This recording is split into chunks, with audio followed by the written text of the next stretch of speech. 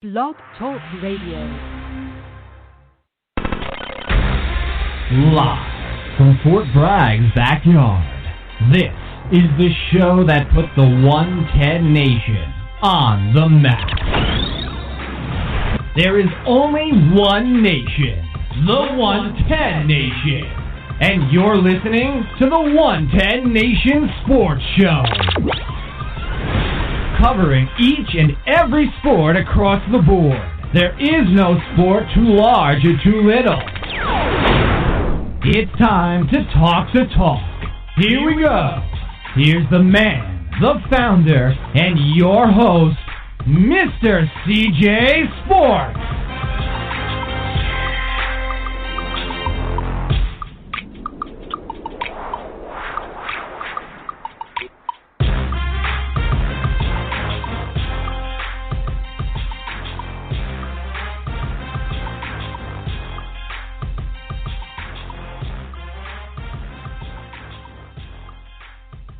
Want to welcome everybody to the 110 Nation Sports Show.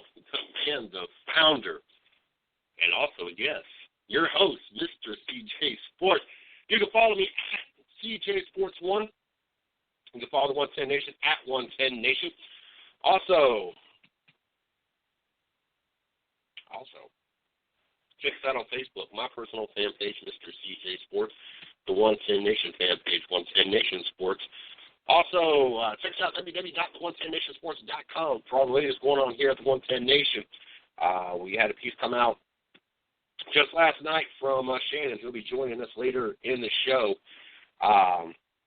Great piece. Make sure you guys check that out. Got some press releases and some action that's going to be going on after I get off the show tonight. So, like I said, make sure you guys stop over there.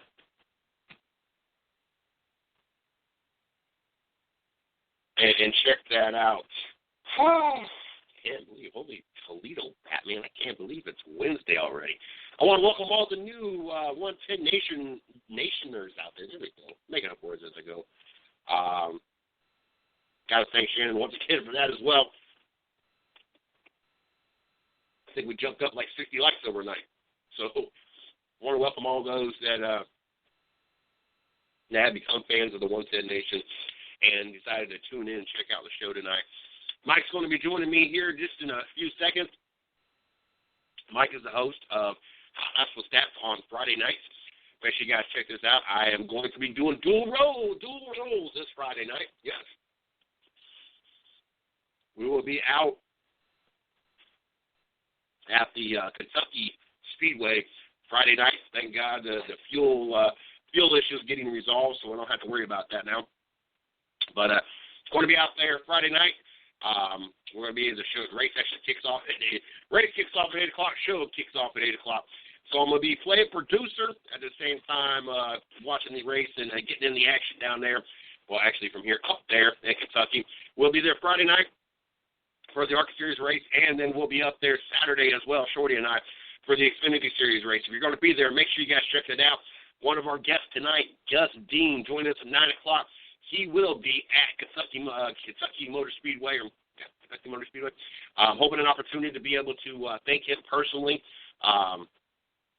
Friday night at the track for coming on, not only tonight, but this is a returning visit for Gus Dean. It's either his second or third visit with us. So looking forward to that. I'm very excited about the chance of, having Gus Dean on tonight at 9 o'clock, but also possibly be able to catch up with him in a couple days there at Kentucky.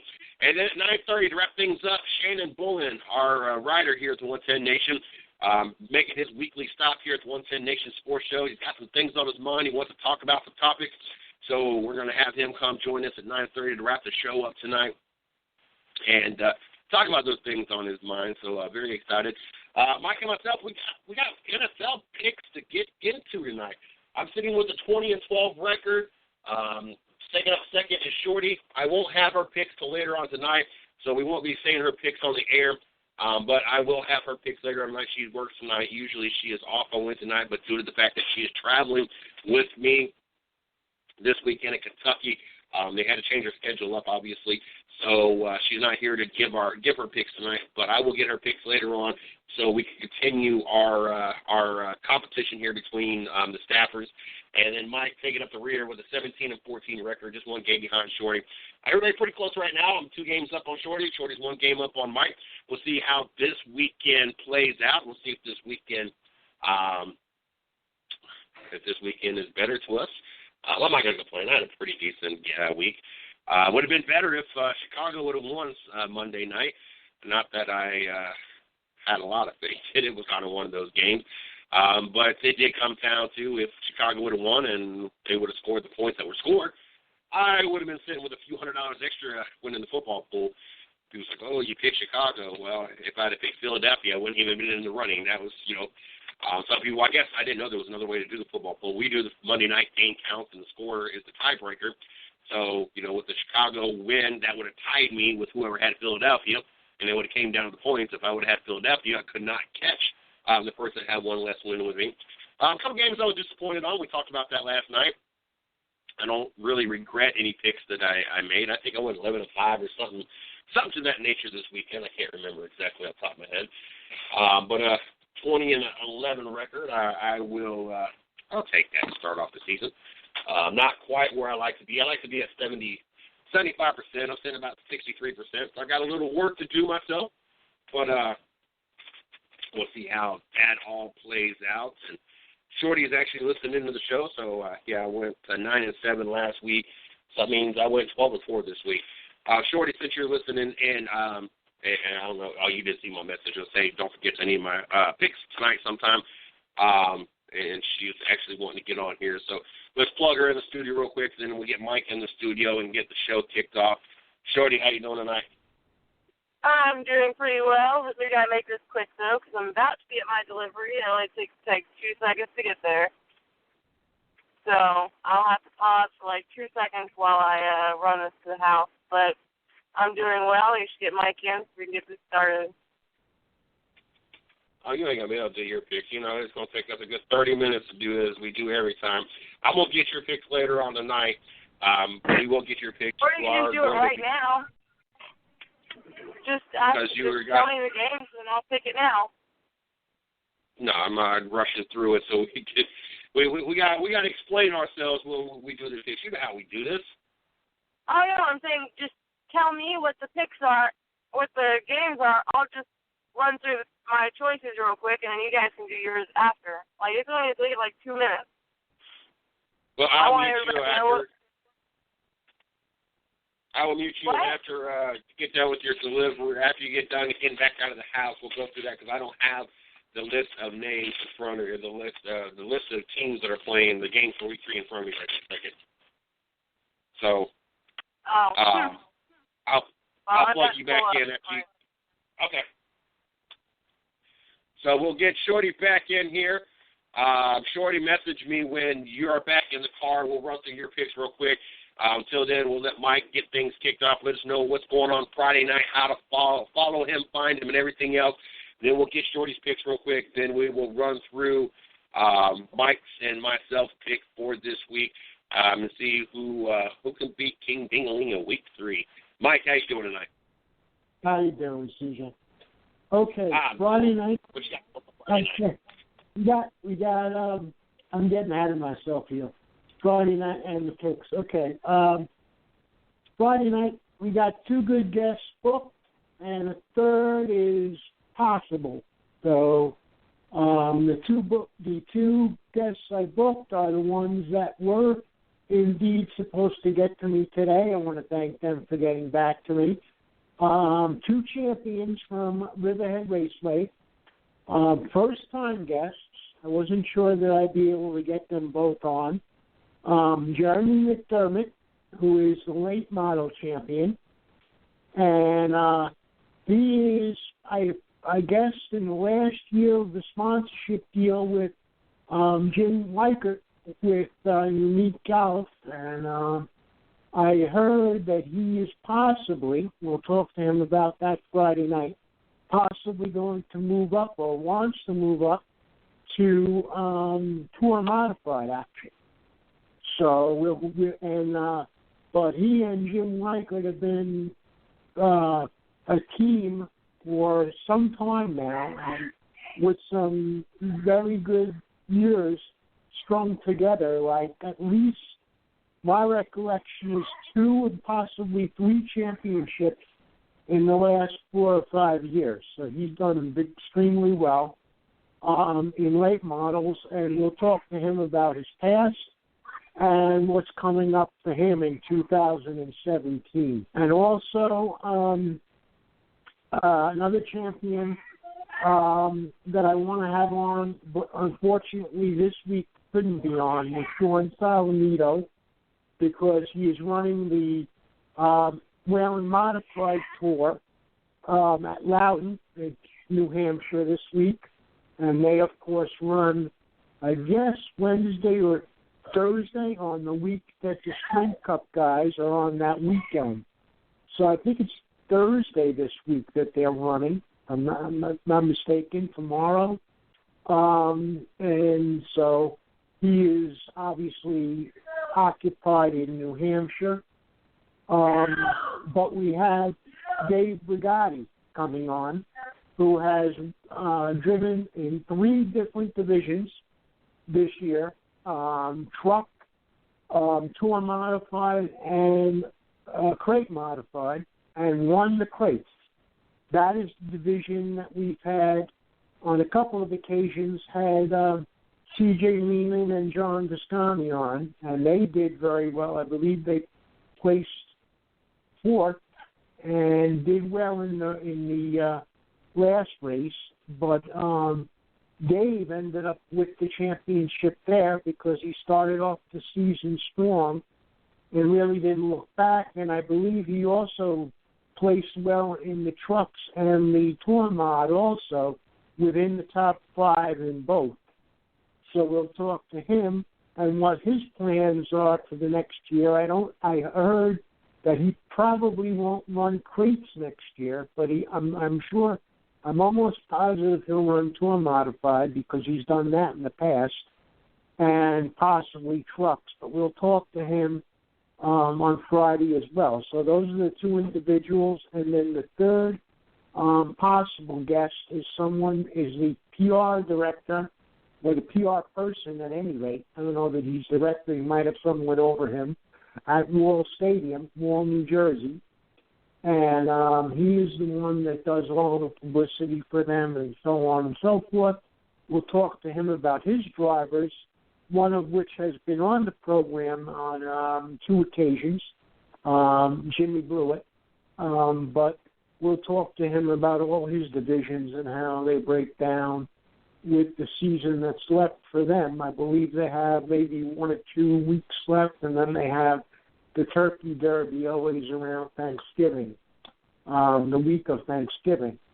So we'll talk to him there on Friday night. So right now, 2 excellent guests, and a third that we hope will be able to come on Friday, or as I do with all the third guests, I always try to book 3, and then the one that's the odd man out, so to speak, or woman out, I try to book on future dates. So we'll see what happens with Jeff Gravatt. As far as my social media, you can get me on my Facebook page or on my Hot Laps with Stats pages, which again I'm going to put through that you fans, if you drop by the Hot Laps with Stats page, pick your favorite of the shows we have done so far. I didn't get a count. I haven't counted them up, but we have not missed a week from May 12th. So those programs are already in the archive and dropped by the page. And if you have a particular favorite or a particular favorite guest, more than even the whole show, I suppose, that you would like to hear again, put that in the comments section. Yes. Let me break in real quick. I got to get Shorty's picks real quick before she gets back to the job, and we'll continue on quick. Sure. I tried to break in a minute ago, and I forgot I was muted, so I couldn't break in before you started on that. Shorty, you're back in the studio. Let's go through your picks real quick, and then we can continue on. Thursday night, Thursday night, Houston at New England. New England. Arizona at what's it, 2? Okay. Arizona at Buffalo. Arizona. Denver at Cincinnati. Denver. Detroit at Green Bay. Detroit. You say Detroit? Yes. Oakland at Tennessee. Oakland. Cleveland at Miami. Miami. Washington at New York. Giants. Giants. Baltimore at Jacksonville. You said who? Baltimore at Jacksonville. Baltimore. San Francisco at Seattle. Seattle. Rams at Tampa Bay. I'm going to go with the Rams on this one. I know it's San dumb, Diego but, at you know. Indianapolis. You said, what was it? Who? Indianapolis and who? San Diego at Indianapolis. San Diego. Jets at Chiefs. What? You said Jets, right? You said what? You said Jets Hello? and who? Kansas City. I muted you with my face. Kansas City. Pittsburgh at Philadelphia. Pittsburgh. Chicago at Dallas. Dallas. Atlanta at New Orleans. Atlanta. Monday night game, we have Minnesota at Carolina. Ooh, Carolina and 36. We don't do 36. All right, for football. Huh? All right, gotcha. All right, gotcha. Alrighty. All right, Mike, continue on. Okay, no problem. The Hot Laps with Stats page is where I left off, and you fans drop by and give me a comment on your favorite guest on those shows, and we will, if we get a consensus, we will run that program on October 7th when CJ and Shorty are on the road and unable to produce. But if we don't, I will just take 3 of my favorites and do Mighty Mo or something and pick one and that'll be the one we run on October the 7th. It'll be a rebroadcast of a prior episode. And you can also get me finally on Twitter at Stats108. But that's where you can reach me and reach out to me, and I'm looking for your input and your feedback on the show. Again, I'm very pleased with the way the show has panned out so far, and hopefully into the off season where we can get some other people that aren't necessarily available in season when competition is ongoing. So I'm really looking forward to the future of my show and I guess the whole 110 Nation, the way things are panning out, CJ. Very, very good. I'm glad to see how things are working out so far. Speaking of which, I got a few people saying that we got to get into these picks. You got to find a way to put the girl back in last place. You can't continue letting a girl beat you. So we're gonna see how this plays out. I got to make sure that I say Fit for Life. You guys should check them out on Facebook. Fit for Life. Also, go to our site, www.the110nationsports.com.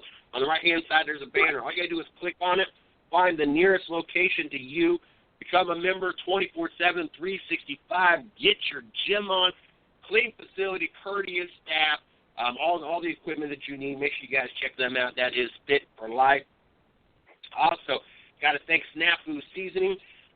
You got 100% all natural, no preservative meat rub. Goes great on corn, popcorn, meat, multiple potatoes. I've heard so many different things that this stuff is great on. Make sure you guys check them out. All you got to do is listen to the Thursday night show. They are the official sponsor of Racing with Big Sweat. Thursday nights, 9 p.m. as I'm getting tongue-tied tonight. Tongue-tied tonight for some reason. But all you do is call on the show, participate, and Big Sweat will hook you up with a free bottle of Snafu Seasoning. Also got to thank the I-95 Sports Network and Mile High Radio, both for rebroadcasting or syndicating, however you want to say it, our shows over there on their networks. Without them, we would not be able to continue to grow the way we are growing. Had you got some messages before the show, so people recognizing and noticing the things going on here at the 110 Nation. So people are noticing. So got to thank those that are tuning in. I got to thank Shannon, as I know he's listening in, for all his hard work, all his great articles, and also helping us grow. Like I said, we grew about 60 likes overnight as we continue to grow. We got to figure out what the next big contest we're going to do. We gave away a $50 gift card the last go around for the 1,000 like mark. We need to come up with something for the 1,500 like mark. So we're going to get creative with that and see what we can do to start preparing for the next big milestone here at the 110 Nation. Like I said, we got ARCA Series driver Gus Dean making his return right here on the 110 Nation Sports Show. Looking forward to having him back on. Got an opportunity to watch him, not personally, but watch him. One of the races I got to catch on TV, win Talladega. He's going to be at Kentucky this weekend. Looking forward to hopefully be able to catch up with him. For nothing else, at least personally, thank him for his frequent visits here on the 110 Nation Sports Show, as there are many ARCA Series drivers that it's a must for me. We've had Josh Williams on the show, Sherry Cornett-Ching on the show, Mason Mitchell, not only driver but team owner, who Gus Dean will be driving for this weekend on the show. Dylan Martin, I'm not sure he's going to be out there this weekend or not. There's probably a good 10 to 12 drivers at least 10 to 12 drivers. I will be making a point to stop at there's Tom Hessert. I got to see who's even in the lineup this week. But I will be making a point to stop by and thanking each and every one of them for being on the show. A lot of great drivers, a lot of great team owners over there that show us a lot of love, so I've got to make sure that I do that. And then we're going to be out there Saturday night for the Xfinity Series race, and I got a few of those drivers that have been, BJ McLeod being one of them, driver and team owner, and I know he's got somebody driving for him this weekend, and I'll be doing a press release about that after the show. So make sure you guys, if you guys are going to be in Kentucky, make sure you guys check that out as well.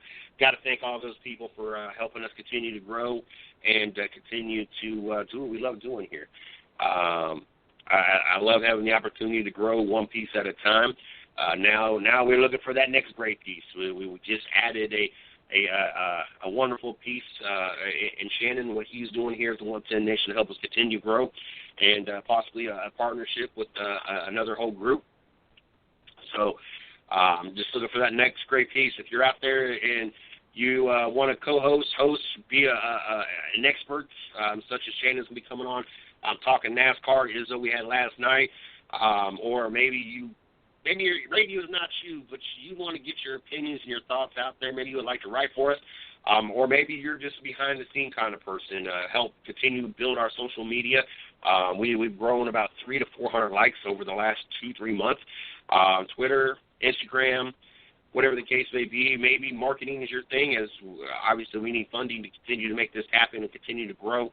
And that's definitely something we're not very strong at. So if marketing is your thing, or PR, maybe you want to help Miss Lee continue to build relationships with all these athletes, PRs, team owners, whatever the case may be. All you got to do is hit me up, MrCJSports@gmail.com. I would love to have an opportunity to sit down with you and see about bringing you on and see if you're fit here at the 110 Nation. Mike, without any further delay, we got Wednesday, or we got week 3. There we go. It's Wednesday, but we got week 3 picks to get out. First game on the list we got is the 2-0 Houston Texans and the 2-0 New England Patriots. A very, very hard game for me to pick. New England, it's like they ain't missed a beat. They don't have Tom Brady, and they go against Arizona week 1, they win. They don't have their backup quarterback in week 2. They still managed to win. Here we are in week 3. Now they're going to be on a third-string quarterback against a 2-0 Houston Texans team. I've always wanted to say there's no better system than the Bill Belichick system. And it is hard to bet against the Bill Belichick system. It don't matter who is hurt. It don't matter who is suspended. It don't matter. It don't matter, in the words of The Rock. They find a way to win. They find a way to win championships. Yep. I can remember, 2 years ago, they were written off at the beginning of the season. The next thing you know, they are 1 yard away and win the Super Bowl by, a yard? Seattle fell short on. So you can never count the New England Patriots out. And with that being said, home crowd, I have all the confidence in the world that not only did Bill Belichick, Robert Kraft, and the New England Patriots staff select and put themselves in a position that if they needed a third-string quarterback, they had the best third-string quarterback possible for their system, and the fact that they are home, and the fact that I just can't bet against the New England Patriots. I'm going with the Patriots. Yeah, me too, CJ. Like I said before, if you weren't going to Kentucky, they could fly you in, sit you down for an hour with Belichick, and you could probably quarterback the team. So the way things go with them. So I would go with New England, and until they show me something different, like they don't have a 16th. If we get to week 16 and they don't have a 16th string quarterback, then I might pick the opponent. But until New England shows me different, I can't go against them. Game 2 on the list, Arizona versus Buffalo. Arizona could not beat a Tom Brady-less New England Patriots. Turnaround last week looked very, very impressive. Buffalo, you got Rex Ryan on the hot seat, I believe, if I remember correctly. They done lost their offensive coordinator. Things are not so peachy up there in Buffalo right now. Sitting at 0-2. This was supposed to be everybody other than the New England Patriots' opportunity to be sitting on top with no Tom Brady. But yet we got Buffalo 0-2. We got Miami 0-2. We got the Jets just sitting 1-1. This is not how things were supposed to work out for the NFC East for everybody but the New England Patriots. But yet here we are, an 0-2 Buffalo Bills team. Arizona, last year I had them going to the Super Bowl. For some reason they managed to choke against Carolina, who had the easiest schedule ever, and rode that undefeated season. Got tired of hearing about it down here in Carolina. I'm sorry, but you have the easy schedule. You're expected to go undefeated. And so that is what that is. Arizona goes into Buffalo and makes Rex Ryan's life living hell, puts him even in a hotter seat. I have Arizona not just beat Buffalo, but I have Arizona all over Buffalo. Yep, that's another pick that you and I agree on. Again, maybe it's my Jet bias, but I saw enough of Rex Ryan to know that he's not doing too well. And he left New York, and he's not doing too well. And he had to bring his brother in for defense, and he's supposed to be a defensive guru. So I don't know. I have to go against Buffalo and for Arizona on that one. Next game on the list, this is a very interesting game to me as well. You got the Denver Broncos traveling to Cincinnati. What makes it very interesting to me is Denver is doing something that they weren't supposed to be doing. You started a quarterback. The Denver is the first NFL team to be the defending champions and go into the next season and start a quarterback that has never taken a professional start in the NFL. With that being said, they weren't supposed to be 2-0. They weren't supposed to beat the Carolina Panthers again. They weren't supposed to win last week. You know what happens? You want to know what the key element, the key pieces of this team is? The defense. Offense is to win you games. Defense is win you championships. They proved that last year. And here we are sitting on a team that has a quarterback that nobody even heard about, that never took a professional start, sitting 2-0 in the AFC West, looking like superstars. But I tell you what, you got a Cincinnati team that it's Cincinnati, and it's early in the season. We know Andy Dalton sucks when you get to about the last 3 to 4 weeks, and we get to the playoffs. You go right Cincinnati off at that point. But we're at the beginning of the season, and Cincinnati, they usually do pretty good to start off the season. So that's what makes this game very interesting. At home, Cincinnati can be very explosive offense. I am not one to usually pick Cincinnati to win games, but something tells me that the quarterback experience and A.J. Green and what Cincinnati has going on, somehow they're going to pull this game out. I think it's going to be a close game. I think it's going to be an interesting game to watch. And I think it's going to tell us a lot about these two teams. Regardless if I'm right or wrong, if Denver wins, it's going to tell us even more about this Denver defense or Denver team and defense. If Cincinnati wins, it tells us that maybe this Cincinnati team is a little bit better than what we expected them to be at the beginning of the season.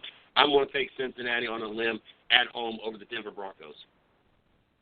Okay, normally I would do the same thing with the home team, but something tells me Denver and the defense is going to hold up. I don't have a tremendous faith yet in the quarterback. We've talked about him in the past, but they won 2 games. But like you said, they won it basically on the defense, and the defense hasn't really changed. They got the same people and the same good people, and I got to go with Denver on this one.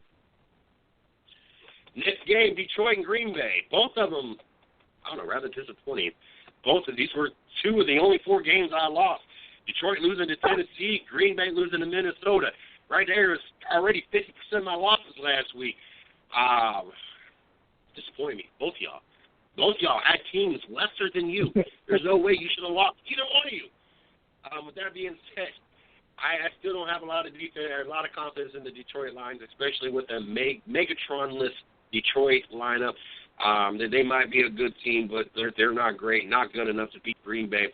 Aaron Rodgers, unfortunately, Blaine Gabbert has actually outperformed Aaron Rodgers. So we talked about those stats either Monday night or last night. Yeah. Sorry, which is rather shocking to me. But Green Bay shows up this week. Aaron Rodgers will have a performance that will have us forgetting that how crappy his last 8 games have really been. And we won't be talking about how crappy Aaron Rodgers and that Green Bay Packers looked last week or how they looked over the last so many games. We're going to be talking about how impressive they looked after this week. I have Green Bay at home over Detroit. Right. I don't see Green Bay having 2 bad games in a row. Maybe over a season they'll have 2 or 3 bad games. But as you said, last week they played so lousy that I don't see Aaron Rodgers having 2 games like that in a row. If anything, I don't think the coaches even have to get on him. I think he gets on himself. And I see them pulling this game out, Green Bay. Next one is Oakland and Tennessee. Oakland, I was already all in on you. After week 1, and you guys going, and Del Rio, you all went all in and said, you know what, we're going for the 2-point conversion. I was all in. And even halfway through the first or second game against Atlanta, I was all right, Oakland. You got that piece or 2 that I said you needed to get in the offseason. You are going to be the team of the AFC West, and the second half came about. Oakland didn't look so hot. Maybe they still need a piece or 2 before we certify them as AFC West true contenders, maybe not division champs, but at least playoff a wild card spot. That's still up in the air. Tennessee, you weren't supposed to win last week. I'm still not sold on Marcus Mariota. but all this hype in his rookie season, all these things that he accomplished. Well, first of all, the first game, God, that they went on and on last year talking about Marcus Mariota and what he did in week 1. And people did sit there and take a minute, step back, and say, you know what? They played the Tampa Bay Buccaneers in week 1.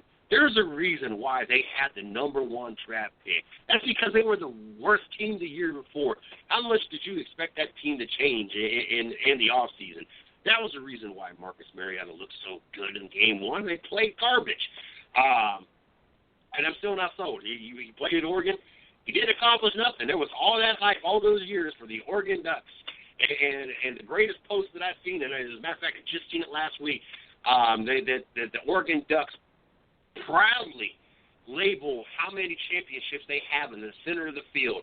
A big, fat 0. I know it stands for Oregon, but a big, fat 0. How many championships? And Marcus Mariota, you had your opportunity. Overhyped, overplayed. I don't have any confidence in Tennessee or Marcus Mariota really ever accomplish. I would be literally shocked. I would hit the floor if Marcus ever found himself in a Super Bowl or even in an AFC Championship game. I'm going to go on a limb. I think Oakland gets their stuff back together. They start looking like that team I expect them to be this year. I'm going to take Oakland in Tennessee. Okay, I have to go with Tennessee. Not for being sold on Mariota myself, but just I have to go anti-Oakland because I can remember years when that team was Charles Woodson, and now he's retired, Charles Woodson and the kicker, and they didn't have much else. And I'm not really sold on Oakland either. So of the two, I would pick, I would say Tennessee in that game, just going out on a limb the other way. Y'all need to look out for Amari Cooper. Amari Cooper is going to have them break out a game. This might be that game, but it's time for Amari. Amari had a lot of great games last year in his rookie season. Young, talented player, and I don't say this very often, young, talented player out of Alabama. Yes, out of Alabama. I don't say that very often. All the hype about Alabama, it seems like every Alabama Princeton-type player to come into the NFL usually falls flat on their face. But he showed a lot last year. Combined with Crabtree, that duo is a real big threat with Derek Carr's arm. But don't be surprised if you got Cooper on your fantasy team, this might be the week you might want to go ahead and make sure he's playing. I expect Cooper to break out and have his first big game, a real big game of the season, maybe even the best game of his career. Next game on the list, Cleveland and Miami. Oh, how tough it is to be a Cleveland fan. I talked about it after week 1 that they're already predicting us maybe to go 0-16 after 1 week. How can you do that? Just because we lose to Philadelphia with a rookie quarterback doesn't mean we should automatically already be questioning whether or not we're going 0-16. And then you turn in week 2 and you watch Cleveland blow up 20-0. Like, all right, these people didn't know what they were talking about. And then you get to the end of the game and you're 0-2 and realize maybe there's a good possibility that Cleveland could go 0-16. Yes, on the third-string quarterback, Cody Kessler, because I'm assuming Charlie Whitehurst is not getting the start with another waste of a quarterback that we add to the roster, another journeyman that is going to mount to nothing, has never mounted to anything. I'm not quite sure what that move was about. I'm sure we could have found somebody out there that even Tim Tebow, hey, go ahead and put that baseball contract on hold a second. Let's go ahead and use you here at Cleveland. Anything could have been better than just using Charlie Whitehurst. But with that being said, Miami has not been too much more impressive than the Cleveland Browns, but yet much more enough of impressive. Yeah, I'm mixing in my whole words up. Impressive more enough that I'm going to take Miami at home over the Cleveland Browns.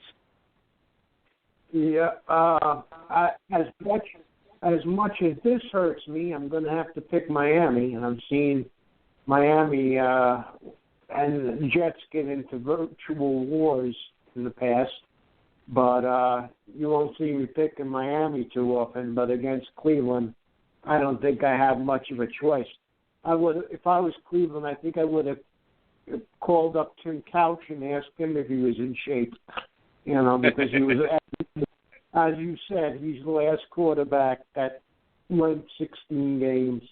But I again, because it's Cleveland, I can't.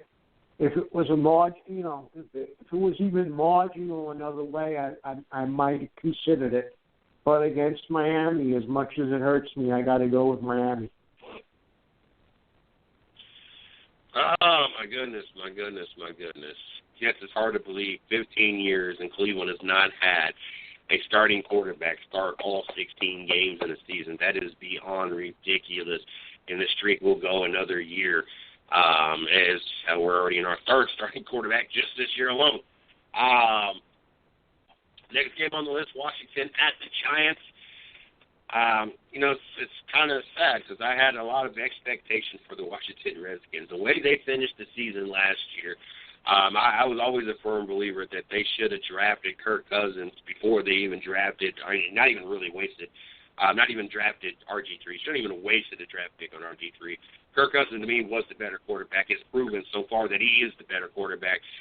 Getting off to a rocky start, the whole team in general, 0-2, and here you travel into New York. The Giants are 2-0. The Giants are looking really good, and it's hard to bet against the Giants, especially at home right now.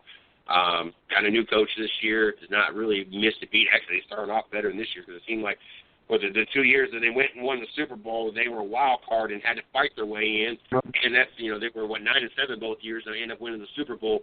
Here we are this year, already starting off 2-0 at home against an 0-2 Washington Redskins team. As much as I believe that Washington is going to turn this season around and possibly get a wild card spot, and that's not even for sure right now, the way the rest of just their division alone is playing, Dallas has a team that I think that they are on the verge. If these rookies and these veterans can mold everything together and become this team that we expect with two superstars like Prescott and Ezekiel Elliott, that Dallas team could be somewhat of a scary team. I just feel for Washington. I just don't think this is going to end up being that year that they'll get in. I think that they can turn this season around, but it's going to be a tough uphill battle. But with that one being said, I don't think this is the week that they turn things around. I have the Giants winning at home, going 3-0, putting Washington 0-3, and put them in a very deep hole. I won with the Giants. Yeah, well, if you remember last week, I picked Washington because they were home, and I had seen them play the Giants in D.C. on TV enough times to know they play well at home. Well, they proved me wrong last week, and I don't see them going into New York. Same idea, having watched those games 2 years. I don't see them going into New York or New Jersey and playing and winning against the Giants at home. So I have to go with the Giants on that one as well. This is probably going to be the upset pick of the week for myself. Baltimore 2-0. Have struggled to win both their games. They had to come back from 20 to nothing down to beat a Cleveland Browns team. Jacksonville, they've been hanging around. They got a lot of young, talented players, and wasn't that horrible of a game the last 2 weeks. I think that they could put this all together. I don't think Baltimore. I think that record is fooling everybody. I don't think Baltimore is that good right now. I think Steelers are the front runners of the AFC North. I think if anybody's going to get that wild card spot, it's going to be Cincinnati. I just don't think Baltimore is going to be able to. They might get one more win. They probably beat Cleveland out of their division. I don't see them beating Cincinnati or the Steelers. So that's already going to give you 4 losses, not to mention the rest of the schedule. This week is going to be my upset pick. I think Jacksonville at home is going to be able to go toe-to-toe with the Baltimore Ravens and get themselves a victory. And start to turn their season around a little bit. I don't think that Jacksonville makes a playoff, but I think they'll have a decent season. This will be the beginning of that. I have them over Baltimore. A tough game because of what you mentioned on the Jacksonville side, too. But, again, Baltimore is one of those teams that can, if they don't have a good offensive game, on a given Sunday with Flacco, they can live with their defense for one game, and so I'll go with Baltimore on that one. 49ers bounce back. Actually, one week one miraculously. Well, not miraculously. They played the LA Rams. And then last week, we got to see the true colors as Carolina put a beat down on the 49ers. Seattle, 15 points in 2 weeks. Really, that's all you can muster up. 12th man at home. Seattle much better than the 49ers. There's no doubt in my mind. Seattle not only beats the 49ers, but we see them actually put some points on the board. I got the Seattle Seahawks over the 49ers. I have to pick Seattle also. I can't believe they'll. I think practice was very hard this week, and they must have practiced very angrily. Maybe that's why we had the story. You had the story. Was it last night or the night before about the guys headbutting without their helmets? They must have been so angry that maybe they forgot and started to do the drill without their helmets on or something. But I don't see them. I see them breaking out and scoring against this team. I don't see them, 3 weeks or whatever it's been now in a row, playing this badly. So I'll go with Seattle. I'm not sold on Jameson Winston, nor will I ever be sold on Jameson Winston, but I'm at least more invested in Jameson Winston than I am the LA Rams. Don't be fooled just because the Rams was able to slip one by at home last week. Don't start jumping on the LA bandwagon. Woo, woo. It's not happening. Tampa Bay, I think, at home will take care of business against the Rams. I got the Tampa Bay Buccaneers. I find it very difficult to pick the Rams, even off last week's win. I don't know. This is my tough game. When I sat down with the games this week, this was the tough game for me. I'm gonna pick the Rams just to go against you, and because I got to make up some ground. So let me pick LA on this and cross my fingers, but we'll see. San Diego at Indianapolis. It's hard to believe Indianapolis is 0-2. They got a lot of talent out there. It's hard to believe that they can't muster a win so far. San Diego, it's hard to bet on San Diego because you do not know from 1 week to the next what San Diego Charger team you're going to get. Woodhead's probably more than likely out. Traveling to Indianapolis, I think the crowd gets behind the Colts. I think Andrew Luck comes out and has a good game. San Diego's never really been known for their defense. Indianapolis, they have the potential to be a very explosive offense. I'm going to take Indianapolis at home over the San Diego Chargers. Yeah, I have to agree with that one. The last time San Diego was known for their defense, Junior Seau was playing for them, and that was a while back. So, yeah, I again, because it's the two teams it is, I can't see Indianapolis going, at home playing, like 3 bad weeks in a row. And so I'll go with Indianapolis on that one. Next game I got the Jets going to Kansas City. Tough game. I don't know. That New York offense has the potential with Brandon Marshall and Eric Decker to be very, very explosive with Fitzpatrick. Kansas City, I don't see the same explosiveness. And it's well noted that Alex Smith is more of a game manager and not someone that's going to run up the score. I'm probably going to regret this pick, but I'm going to take the Jets. I think the Jets can go into Kansas City, put up some points, get out to an early lead, and never let Kansas City get back in the game enough for it to be a serious threat. I'm going to take the Jets. Yeah, not just because of my fandom, but I'll say this. It's Kansas City, and I've seen Kansas City play tremendously well, and I've seen them go in when the game means something, even with Andy Reid, and lay an egg. I mean, a bad egg, where you don't expect them to lose. And this is a game, quite frankly, if you say at home at Kansas City, where you wouldn't expect them to lose, but I have enough faith in the Jet offense, like you said, for one game, that between Fitzpatrick and those receivers, that they can get the job done. So I'll pick the Jets as well. Battle of Pennsylvania, Battle of the Undefeated. All I'm going to say right now is Carson Wentz, you're about to feel the wrath of the steel curtain. Steelers are going to show this Philadelphia team that you're not that 2-0 team. You're not supposed to be undefeated at this point. You've had a schedule to put you at this position. You played a Chicago Bear team. You played a Cleveland Brown team. You didn't play nobody. Now you're going up against the Steelers. Now you're going to go to interstate rivalry. I have the Steelers, and I have the Steelers pretty bad on this one. Steelers over the Philadelphia Eagles.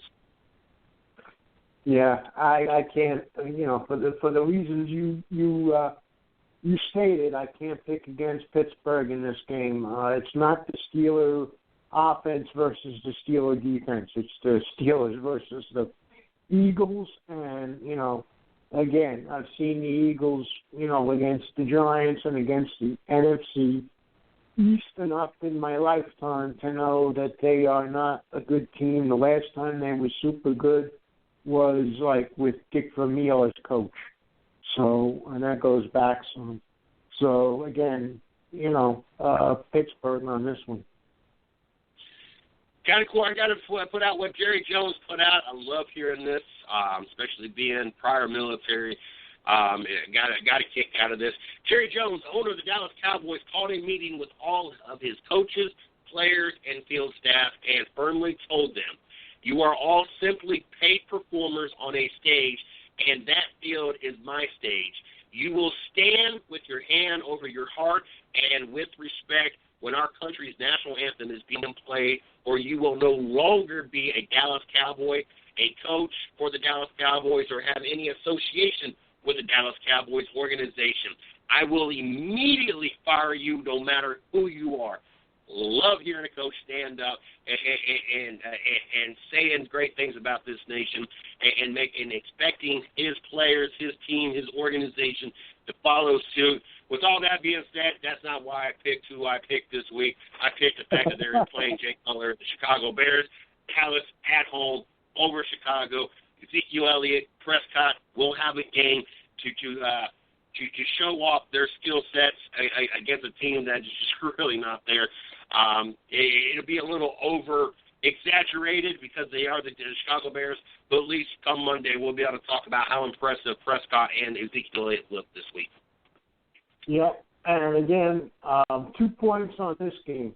Number one, it's refreshing to hear Jerry Jones say something in the media that means anything. Usually he's spouting on something, either a player or a troubled player that he's going to sign, but this was a breath of fresh air as far as I was concerned in terms of what he generally puts out in the media.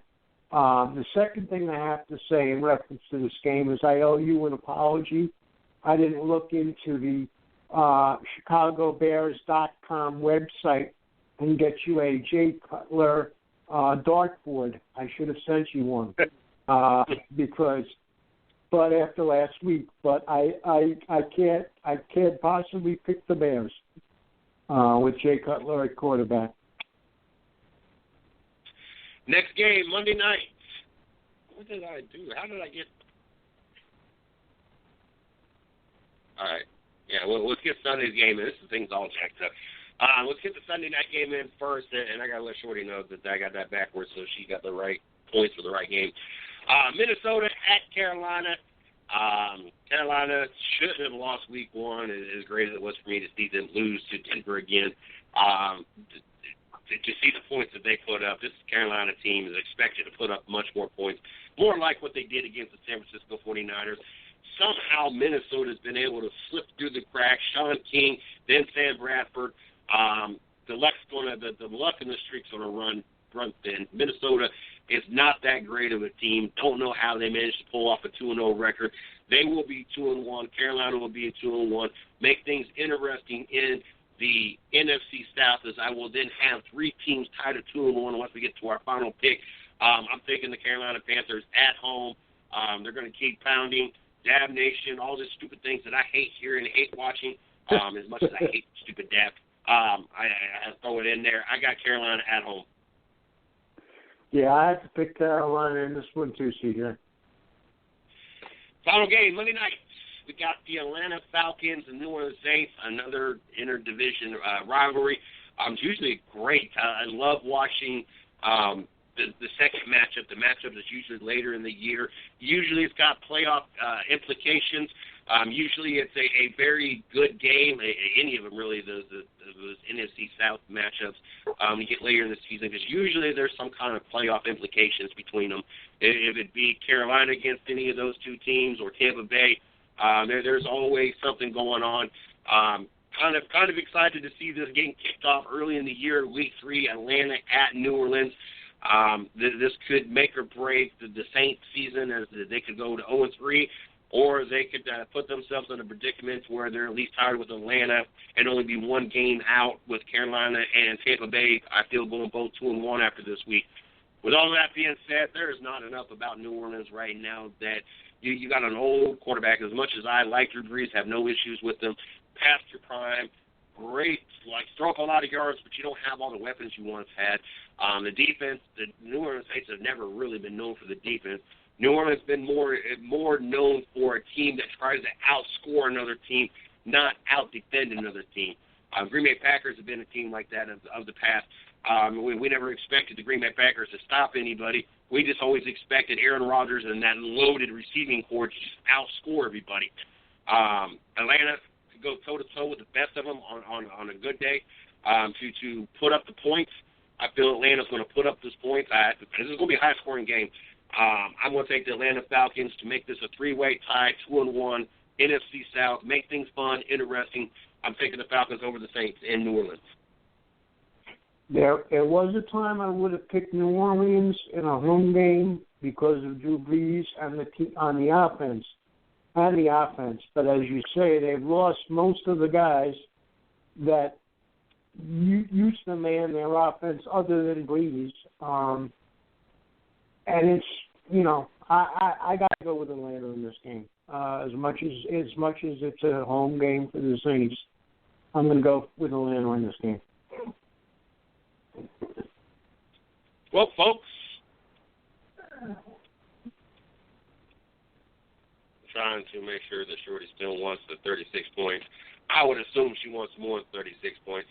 I know I'm going more than 36 points. On our football poll, we got to pick points for a tiebreaker, just in case it comes down to that. But like I said, I got my 20-12 record going up against Shorty's 19-13, and Mike's 17-15 record. Really two games in between, one game in between Shorty and myself, 2 games between Shorty and Mike.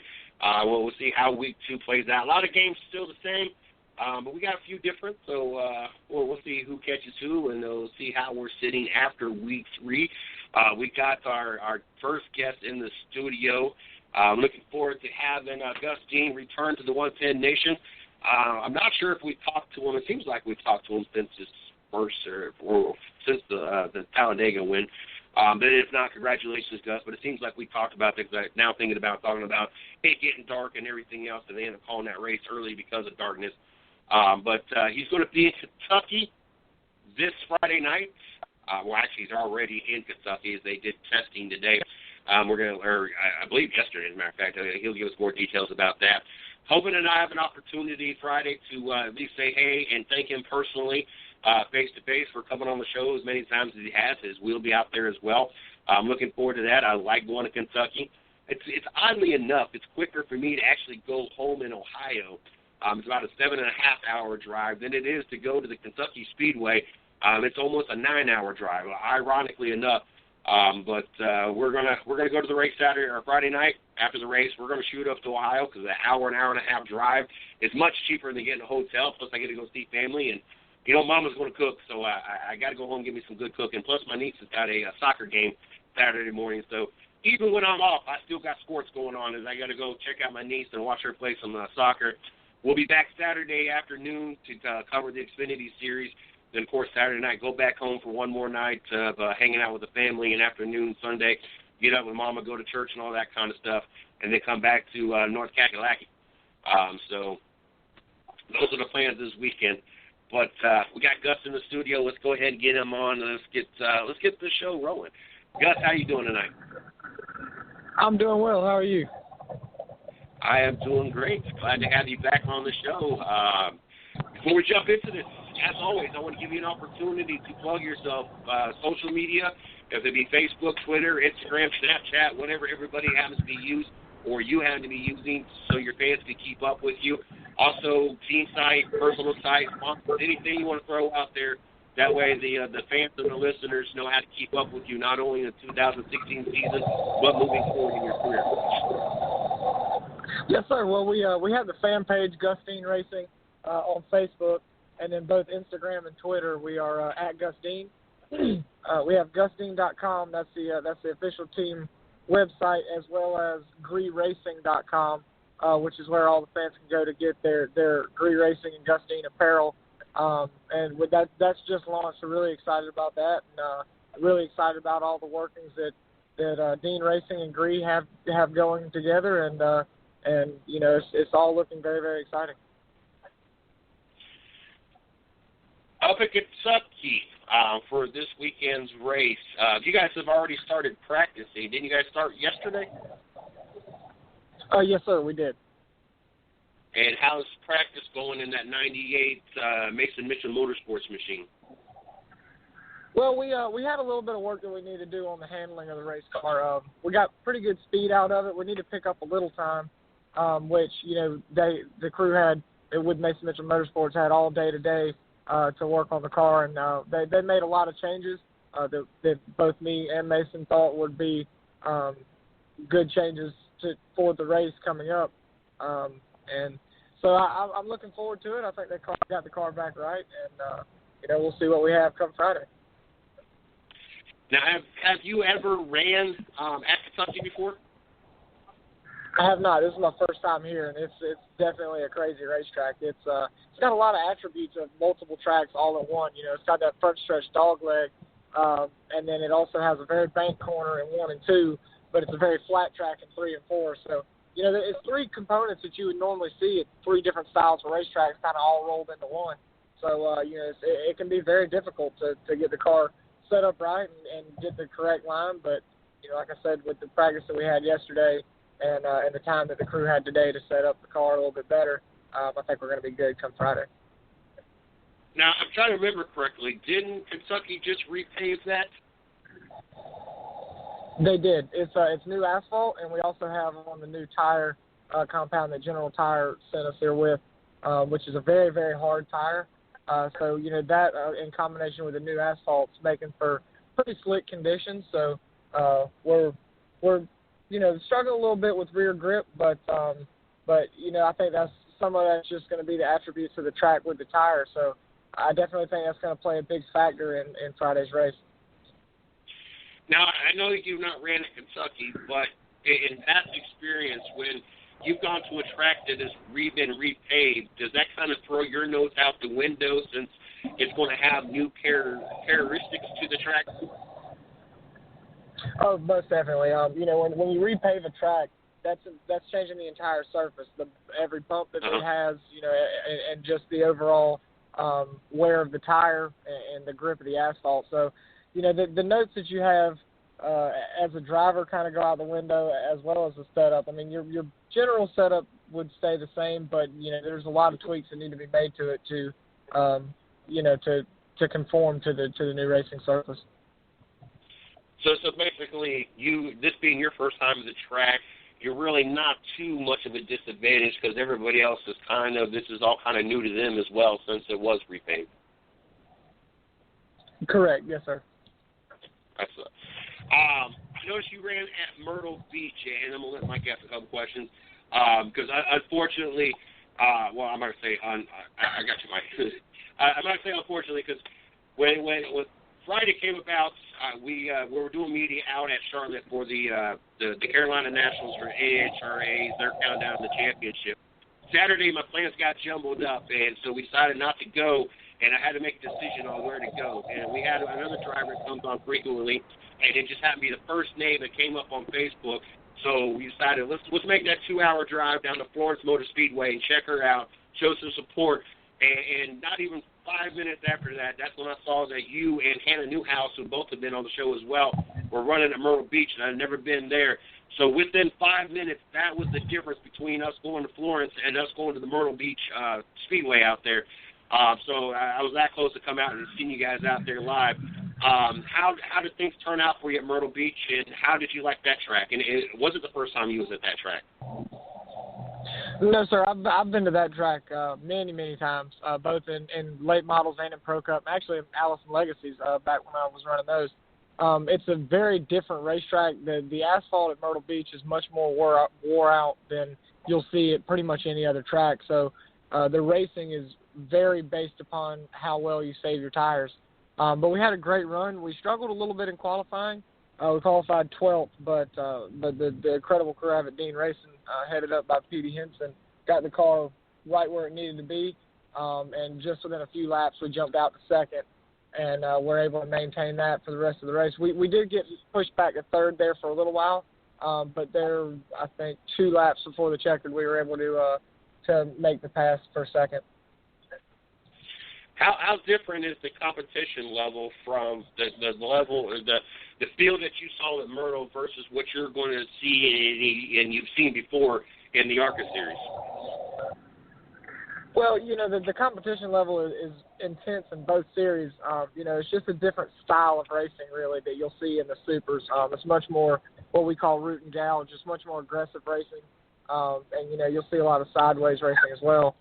Where the ARCA Series takes a little bit more finesse and in my opinion, you see a little bit more respect from other drivers in the ARCA Series. But, they're a little bit older and a little bit more mature drivers in the ARCA Series as compared to the Super Series where, you're racing against, sometimes kids that are as young as 14 or 15 years old.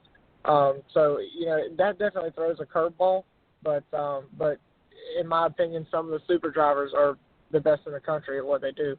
And so, the competition level, as far as intensity, I would say is relatively the same. It's just 2 different styles of racing. Gotcha. Okay. I have 2 questions.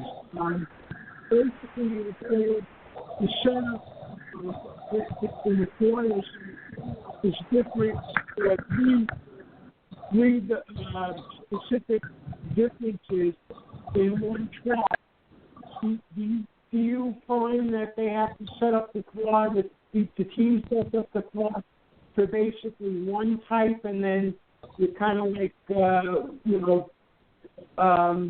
it out in the other 2 corners? Or how do you handle that when you have 3 different, characteristics, and you can only really set it up for one, I would think, right? Right. Well, you kind of have to find a happy medium between, each corner of the track.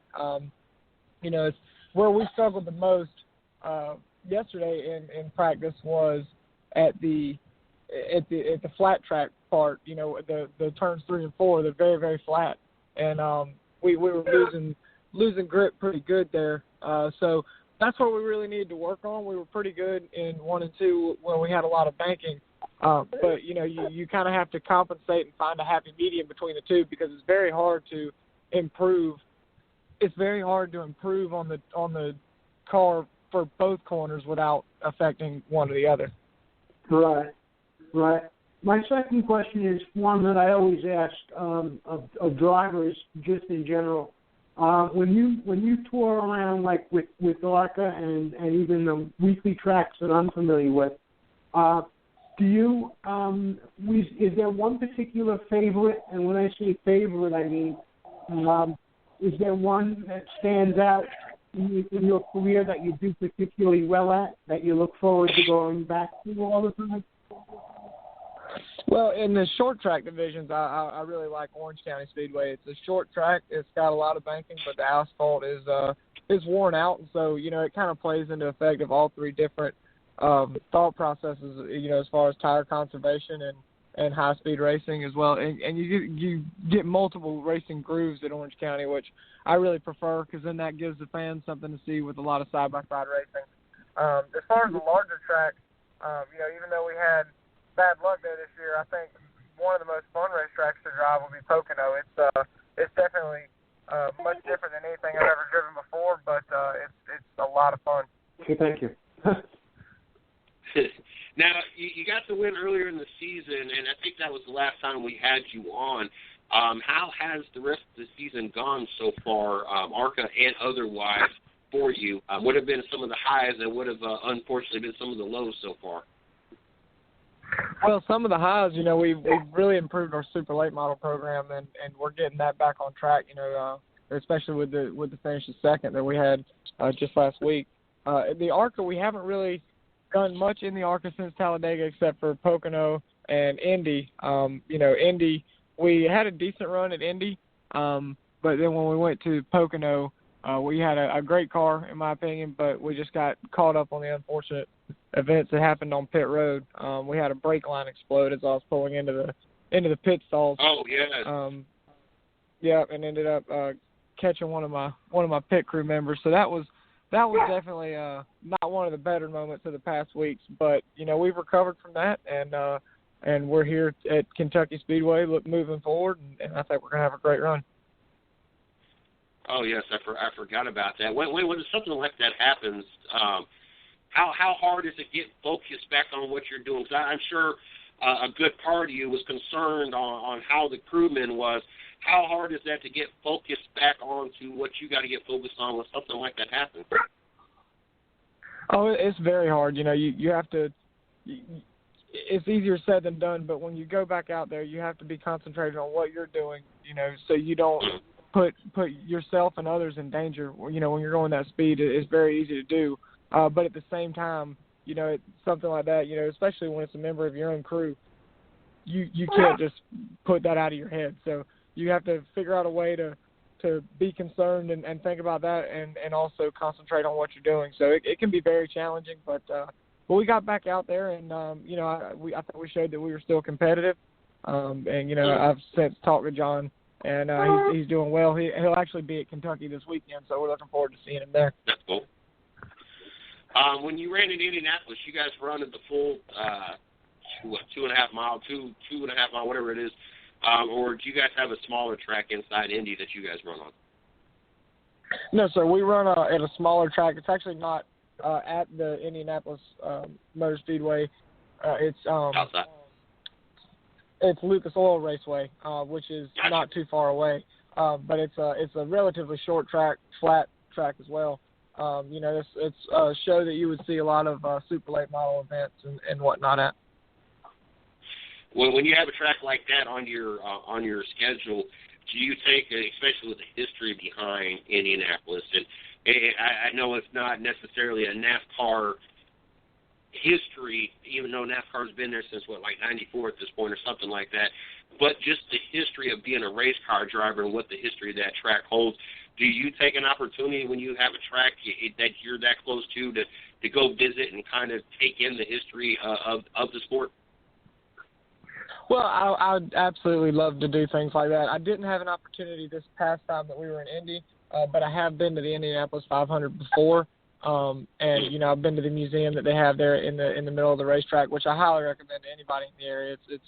It's really something to see. It's not only the history of just the track, but a history of motorsports in general, and it's something that was really cool and really eye opening in reality to me as far as how far motorsports have come from where it started.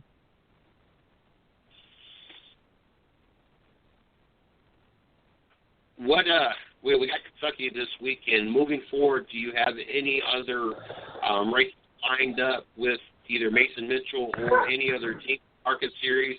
And what do you have left in your super late model? I know we're getting closer to the end of the season, and I'm not sure how much you got left racing wise. What do you got coming up? Well, as of now, and this is all subject to change. As of now, this is our last ARCA race that we have on our schedule. Once we leave this race, we will be going hopefully to Hickory in the super late model, and then sometime in November there is a race called the Governor's Cup in New Smyrna. But at the same weekend, there's a Cars Tour race in Kenley Motorsports Park. So we're not quite sure which one of those venues we're going to go to yet, but we know that we definitely want to go to one or the other. Kenley, that's, I believe, right up the road, right off I-95, correctly? Correctly, there you go, correct? I'm sorry? Kenley, that's right off I-95, isn't it? Yes, sir. Yes, sir. It's actually the famous truck stop, Kenley 95. It's about 5 or 6 miles away from that. It's right there, not too far from the Smithfield outlets. I don't know if you know that where that's at, but if you do, it's close to the Smithfield outlets, correct? Yes, sir. Yes, sir. Okay. And then that weekend, you definitely got to let me know the dates on that. That weekend, I might have to hop, skip, and scatter up there. I'm only about 45 minutes or so, 45 minutes an hour from Smithfield. As a matter of fact, the mother of my child, that's where she's from, the whole Johnson County area. So I'm kind of familiar with that, Kenley and that whole area. So even though I'm going to be able to see you Friday night out there at the track in Kentucky, I definitely like to have an opportunity for the local tracks to, hit those up. It's kind of one of those things that I've been trying to do lately is everybody has been on the show. Kind of the tracks in the area, I like to take a day or a weekend and have a little fun with that and get out there and show some support. Are you planning on doing ARCA Series again next year? Is there any talks or any ideas of possibly doing, more races next year than what you had the opportunity this year? Yes, sir. There definitely is negotiations with that. We have a lot of things planned out and a lot of things we don't have planned out, but we have a lot of exciting announcements coming in the next few months in regards to next year and in our ARCA schedule as well as our super late model schedule. Now, how busy do you stay with the super late model? Is this when you do the super late model? Is that something that's pretty much almost every weekend outside of the ARCA Series? Yes, sir. There are times where we'll go 3 or 4 races 3 or 4 weeks in a row and race every weekend, and then we'll have some off weekends here and there. Before we added in any ARCA races at the beginning of the season, we had 18 super late models on schedule. Obviously we missed a few of those to go to some of the ARCA races, but we definitely stay pretty busy with that. So, when we're not racing the ARCA, we try our best to get to some event or another in regards to racing. We actually competed in the Summer Shootout Series this year as well, and we had a lot of fun with that. So I'm racing somewhere, something somewhere at all times. Sounds like a lot of travel. And I understand drivers travel weekly, but it just seems like it's a little bit more travel because it seems like you're kind of going a little bit everywhere, not just kind of going with the flow. Okay, everybody's going to Kentucky this weekend, and everybody's going to Talladega. No, it sounds like, okay, I'm going to be at Hickory this week. I'm going to be at Orange County this week. I'm going to be at Kenley this week. It seems like your schedule might be a little bit more hectic, and then just the average driver. It seems like you're bouncing around, especially with 2 different series, getting all this seat time and working on your career. Do you ever get any downtime at all? We do. We do. It's funny. It's not something that I require because I love my job. Obviously, I have one of the cooler jobs. So I try to race as much as I can, and any race that I can attend, I always go to. So we do have downtime. But honestly, those are the weekends that I don't look forward to. And I was skimming through. I thought we was friends on Facebook, and we are now. And that's what reminded me that you were at Myrtle. And I came across the one post, and I've seen it like 100 times. I still got to chuckle every time. And it was a post that you shared about the person writing into the newspaper talking about the people that kill animals, that you need to stop killing animals for meat. That's what you need to go to the grocery store for because that's, no animals get hurt there.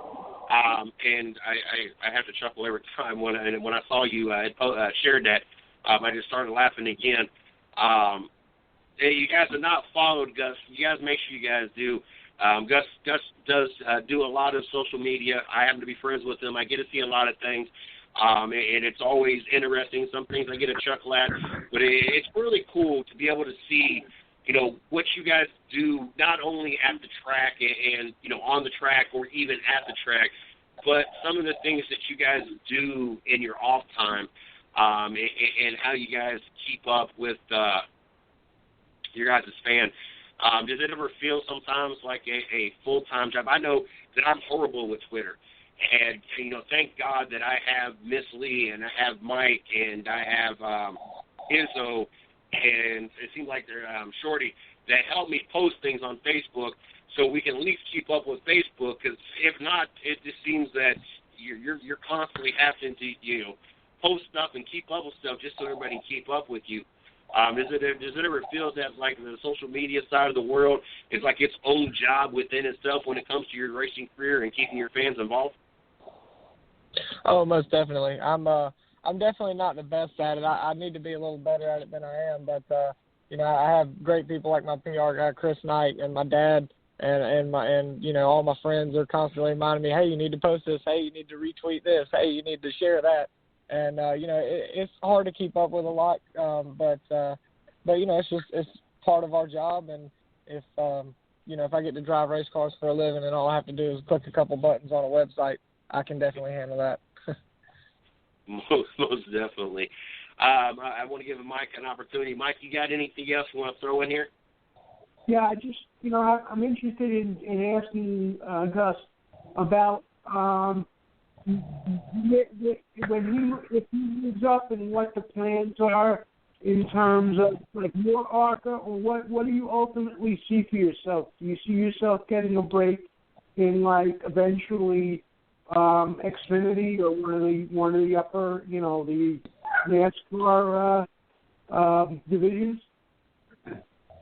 Well, I do. I really hope that the sponsors will carry forth through to not only ARCA but the higher level as well. My ultimate goal is obviously Sprint Cup, but it's never a guaranteed thing in racing, so we're just gonna keep having fun and we're just the main thing is that we always realize how blessed we are to be able to do what we do for a living, and as long as I can do that, I'll always be happy.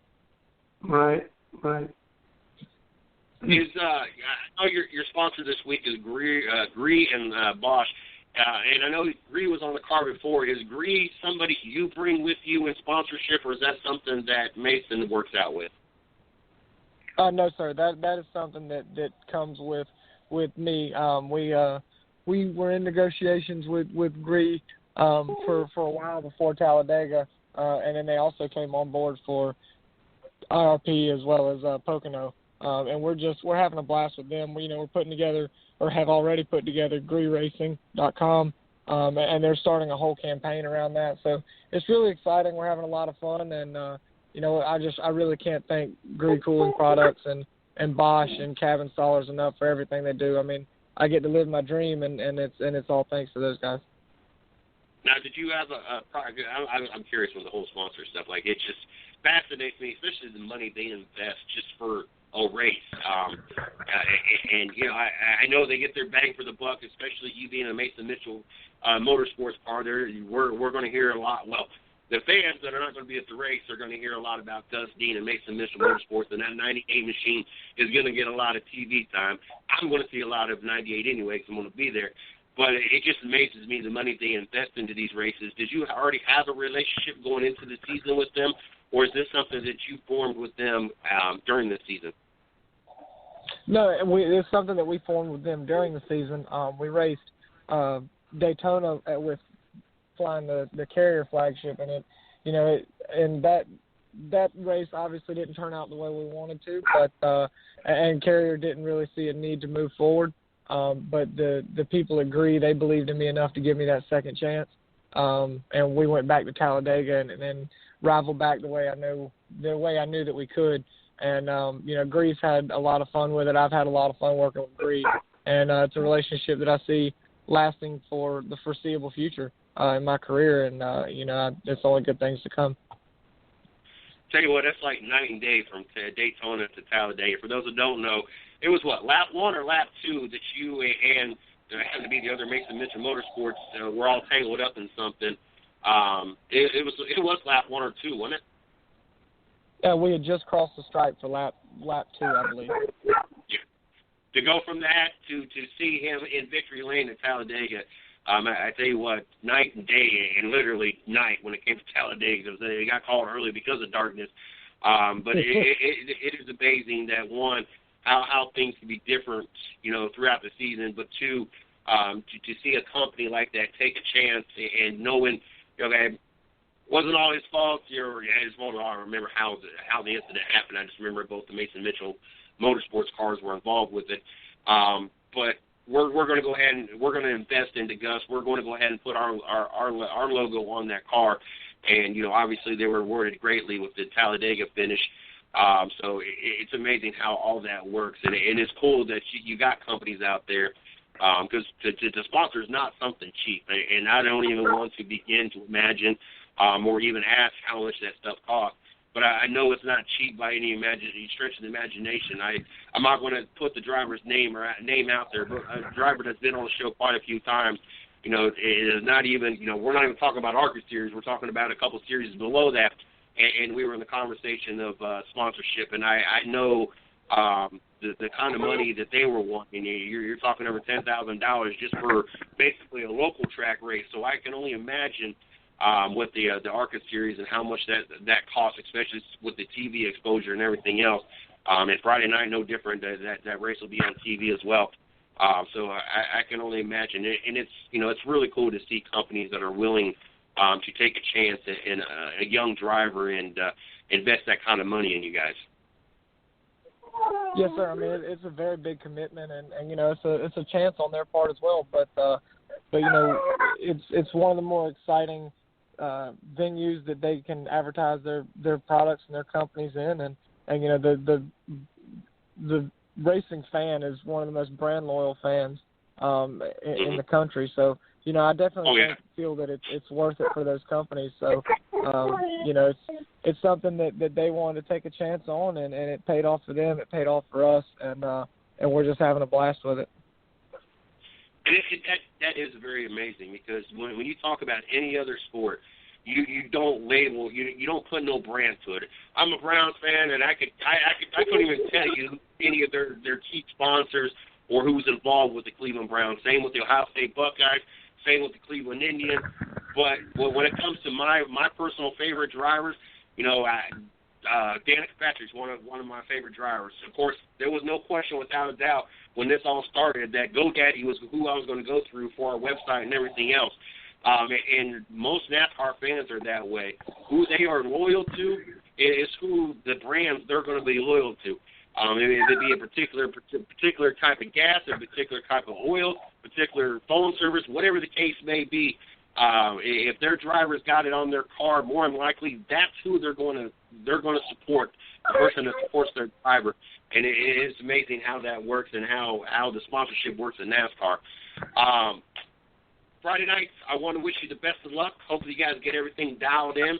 I'm looking forward to being out there Friday night. Hopefully, if nothing else, I at least want to get an opportunity to thank you face-to-face personally for all your time on our show and all the visits you made. I know I definitely want to get out there and thank Mason for all the drivers that he has had in his stable come on the show and as many times he's been on the show.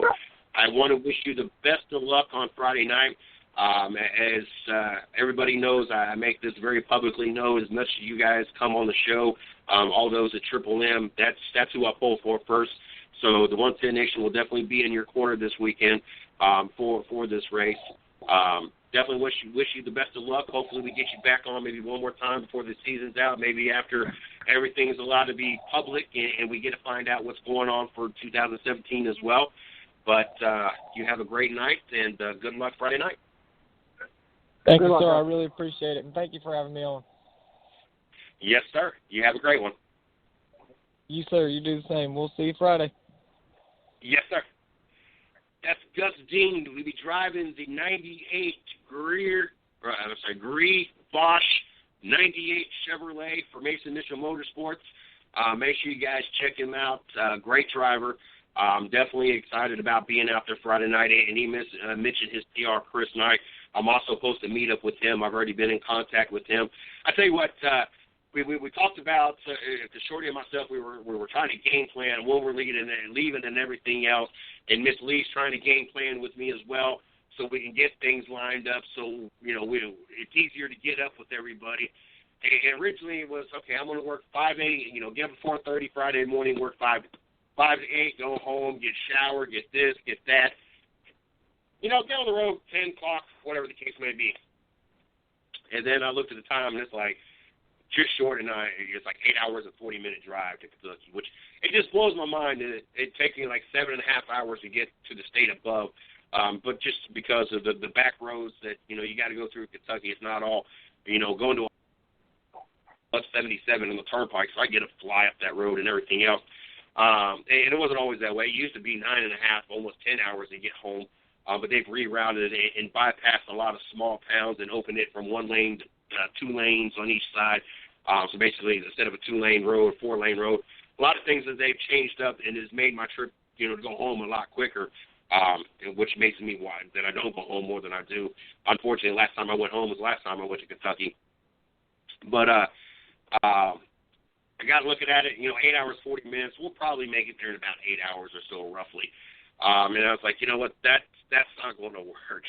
As many people and as many things that need to be done before the 8 o'clock race time, and from 7 to 8, pretty much out with the driver introduction and everything going on. And like I got to be there earlier. So now the game plan is me to get up probably a little bit earlier than 4:30, so I can get there a little bit early. But either way, be there from 5 until Shorty's kids get on the bus about 7 o'clock. I was like, Thursday night, I'm going to have everything packed up, ready to go. I said, that car will be loaded up and ready to go Thursday night. That way, when your kids get on the bus, you go straight from the bus stop. You come to pick me up at 7-ish, 7:15, 7:30, whatever it is, time by the time the bus gets there and you fight the traffic. I said, we're on the road at that point. I said, that'll put us in 4-ish o'clock, maybe 5. That'll give us a couple hours before, it'll kind of be off limits and they got to get focused and ready for the race. So that'll give us a little bit of time to meet up with everybody there. Like I said, there's probably a good, 10 to 12, maybe a little bit more drivers that we've had on the show that will be in this field. Also, Mason Mitchell will be one of those stops that I got to make. Chris Knight, who's their PR, and is PR of a lot of the different drivers that we've had on the show. Sarah Cornett-Sheen, she's been on the show a lot. She's another one that is a must-stop for me. But there's quite a few drivers that, like I said to Gus, if nothing else, I just at least want to face-to-face, man-to-man or man-to-woman, thank them for all their visits because most of them have been returning guests. There's only been a few that have not been returning guests, and it's not that they didn't want to return. They cycled back around or their PR, hasn't got back up with us or whatever the case may be. But definitely, it's definitely going to be a long day. Shorty done told me, you're driving. So I already know that once I get off the show Thursday night, there you go. I was about to say right the first time. I don't know why I always want to say those backwards. I guess it's both of them start with R.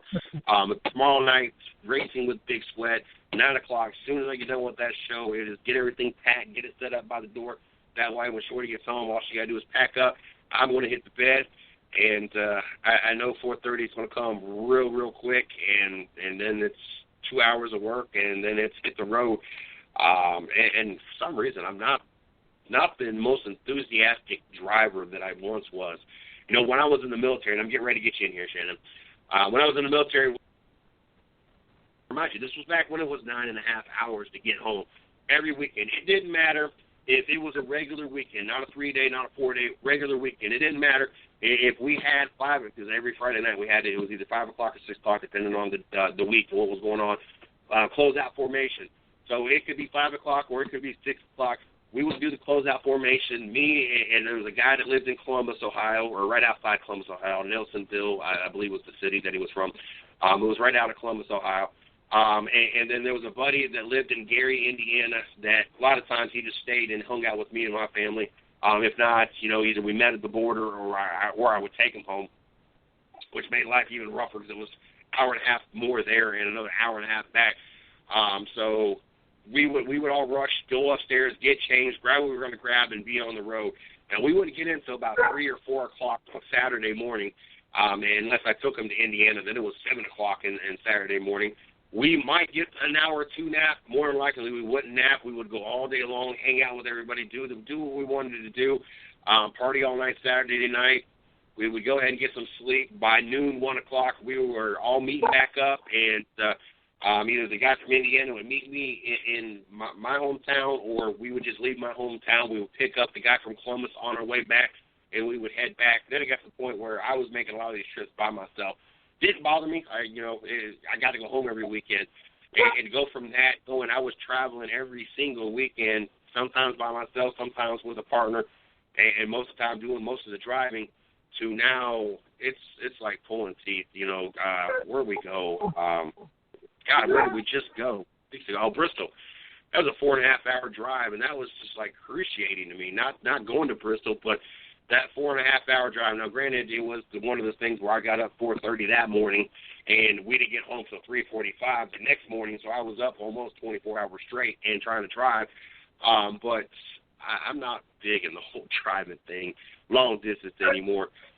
So hopefully Shorty comes off a little bit of that rest and gives me an opportunity to get a break in and get some sleep in the Friday. So I'm somewhat energized because I know I'm the one that's going to be driving home to Ohio after the race because I know where I'm going at that point. And one more quick story, and then I'm going to get Shannon in. My aunt passed away a couple years ago due to cancer. So obviously October is a big month for us. I still have my Hope Strength breast cancer awareness bracelet I've had on for like 2 years straight. We've invested in 4 different breast cancer awareness coffee cups from my job. We spent like $30 on those cups between the myself, Shorty, and the mother of my child who works with me.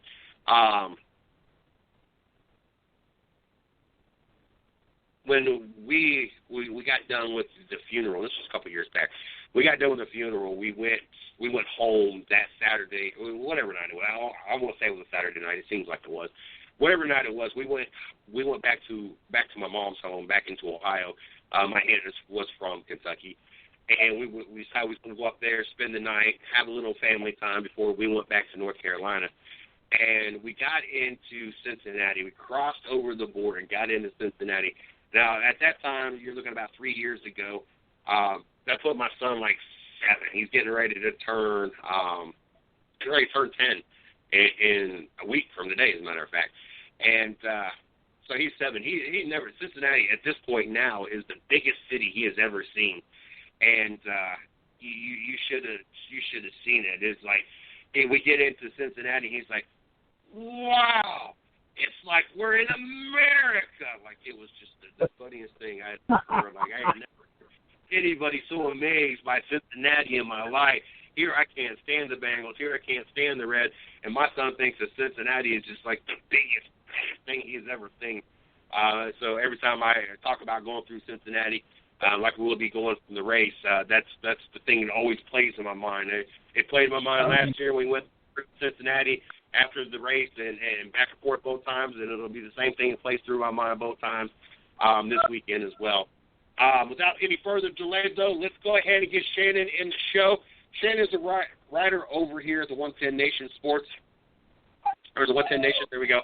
And last week was his debut. He decided he wanted to be part of the 110 Nation Sports Radio Network as we work on growing Shannon into a critical piece here at the 110 Nation. Eventually, we want to work things out where Shannon has actually got his own show here on the 110 Nation Sports Radio Network. Due to scheduling for all of us, right now we're not able to give him a show. Then one of us would lose our show because he can only do it during the week with his job. So what we've done is we decided we're going to 30 minutes dedicated to him every week. Let him kind of come up with the format of what's going to be discussed and what's going to be talked about, and work on making him feel real comfortable here on the 110 Nation Sports Radio Network, in hopes that one day that things will change up and angle to a place that we can have him have his own show, if it be weekly, nightly, whatever the case may be. As we all know, the goal here at the 110 Nation is be in a building with the 24-hour, 24/7 radio and have a staff full of riders. So we're definitely on our way to that, thanks to I-95 Sports Network, Mile High Radio, Fit for Life, Snafu Season, and everybody else that's helping us continue to grow. So without any further delay, let's get Shannon in here and let's get into some of these topics. How you doing tonight, Shannon? Good. How are you guys? I'm doing all right. Enjoying myself tonight as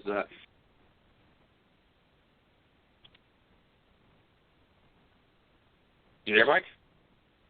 Yeah, I'm here. How you doing?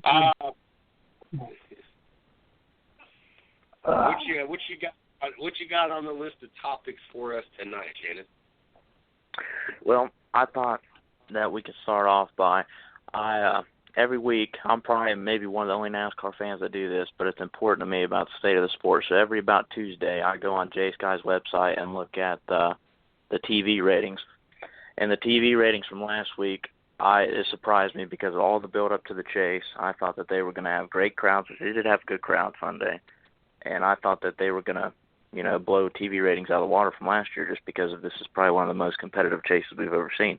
Well, Sunday's race scored the lowest TV rating and viewership of any chase race ever, dating back to 2004. So that really surprised me. And I was wondering what you guys thought about that. That's what. Go ahead, Mike. I'll let you go first. No, that's surprising only because it is the chase. So many people, when the chase started, said, "Oh, even if people don't watch every race in the regular season, they'll tune in for the chase just because it's a playoff format." So for that alone, it's a surprise. And then, I guess if you're not tuned in, you don't know what really happened. But I was going to say because of the way Truax won the race, But obviously, if you're not tuned in, you didn't watch the race. So that's not part of it, I guess. But that is surprising because when it started, that was one of the reasons, for the additional TV viewing. So yeah, I'm surprised by that myself. To me, it's crazy because, one, you kind of felt, and it didn't play out the week one, and I'm sure that we're going to see more of it. But going into the chase, you had the Keselowski-Kenseth kind of skirmish there. You had the Tony Stewart and Ryan Newman. You had longtime friends. You expect that, at some point, they're them to butt heads again. So you wanted to, I would have thought fans would want to see, okay, Tony Stewart's last year. Well, one, it is Tony Stewart's last year, so I figured that would be a rating booster. But also, okay, how does their friendship play out in his final season, in his final chase? But even more so, you got Kyle Larson, who, regardless if you are a big-time Kyle Larson fan or not, you wanted to see Kyle Larson in the chase. You wanted to see Kyle Larson win a race. And I don't know anybody out there that didn't want to see Kyle Larson win a race. And to see him in the chase, and now you want to see, okay, now that he's got this opportunity, how does he handle it? Chase Elliott, all those Bill Elliott fans. I grew up being an Austin Bill from Dawsonville fan. I had to shirk for the longest time when he set the speed record, 212 point, whatever it was. And so that fan base in that 24, and knowing that Gordon is going to be part of this chase as well, even though he's not participating in the chase itself, he's still running some races throughout the chase. And then you throw a dog horse in there, and everybody's got to wonder, okay, can Chris Buescher somehow find a way to get into the next round? Someone that nobody is expecting to get into the next round. All these things factored up. I really thought that, I'm not going to say it would be the highest rating race, but I wouldn't have imagined it being the lowest rating race in the chase. Yeah, and a few other things that I kind of was thinking of earlier when I was, getting ready for this is, and a few media outlets talked about this and kind of touched on it, but they never, pinpointed it as the reason. But sports ratings overall have been down 10 to 15% in the last couple of months. And if you look at NASCAR throughout this year, the July Daytona race set multi-year records for highest rated. The Brickyard 400 set multi-year records for the highest rating. And we had FS1 and NBCSN races that were getting slightly better viewership and slightly better ratings because it's the second year of being on those, cable networks instead of the broadcast networks. But what I was thinking is, being an election year, you have the two most probably polarizing, candidates we've ever had. They've had voting records and all this, and most political outlets like CNN, Fox News, NBC, or MSNBC, whatever, they talk about and have political roundtables at about noon and 4 on Sundays. Sunday's the start of the week for politics, like Monday is for sports talk. So I think that has something to do with the reason why ratings are down, because the casual fan may be paying attention to that versus the race. And I was wondering what you guys thought about that, of maybe being a reason, because Darlington was down over 1.4 million viewers from last year, and it had every reason to. I mean, the throwback year was a success. You're going into the second year of it. Everybody, the lower downforce package of the racing this year has been the best I have seen since the Generation 4 car.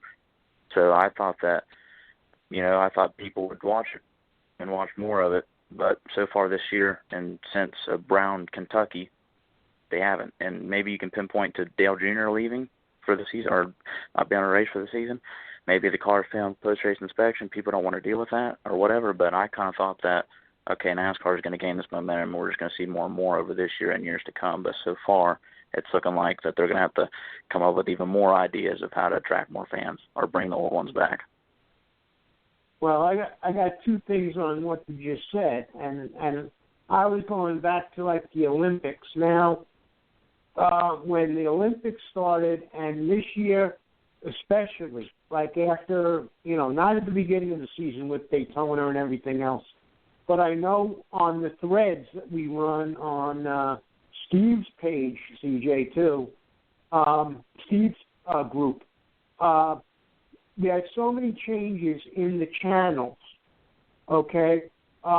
Practice in the morning might be on CNBC, and then the race might be on, qualifying might be on another, NBCSN, and then the race might be on regular NBC. So just this year, it seems like they're changing up, maybe since the Olympics or because of the Olympics, I don't know, but now the Olympics are over. But that all started with the Olympics this year, where they changed the channels around, and there's not one channel. I remember in the past, even with cable channels, if they said, okay, the Xfinity race and anything around the Xfinity race is going to be on NBCSN, you kept NBCSN on all day long, and you saw everything from the race to the qualifying to the practices. And this year you have to change everything around, and I think that may play into it a little bit, that you can't even find where the race is, unless you're tuned into like I happen to be with NASCAR.com, and anybody with the radio station or with the show, I'm always tied into like PGA and anything I cover. But if you're not, if you're not like the everyday fan, if you're not looking at your computer along with your TV screen, you don't know where each thing is. So that might play into it as well. I can see that. It makes you wonder, does NASCAR need to, I know that they can't tie up clocks all year long, especially the football season, but do they need to look into, finding a way to either, A, have all the races on one channel all year long, or, as big as NASCAR is, why not have a NASCAR channel where you're going to catch your practices, you're going to catch your qualifying, you're going to catch your race all on one channel.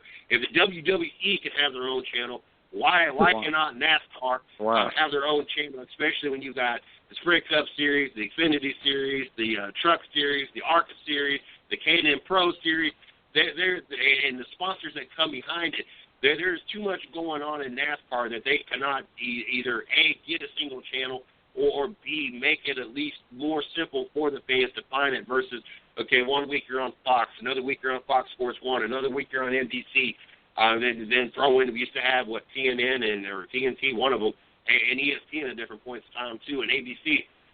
simplify it. You know, the 9 out of 10 fans don't want to have to sit there and search all through the channels to catch the qualifying, to catch the practice, and catch the race. It really needs to be simplified. And to bring it before with Junior Nation, it is really sad that the viewership possibly could be affected by somebody that has never really accomplished anything. I'm sorry, Junior fans out there that are listening, but he has never really accomplished anything. He has won some races. I give him that.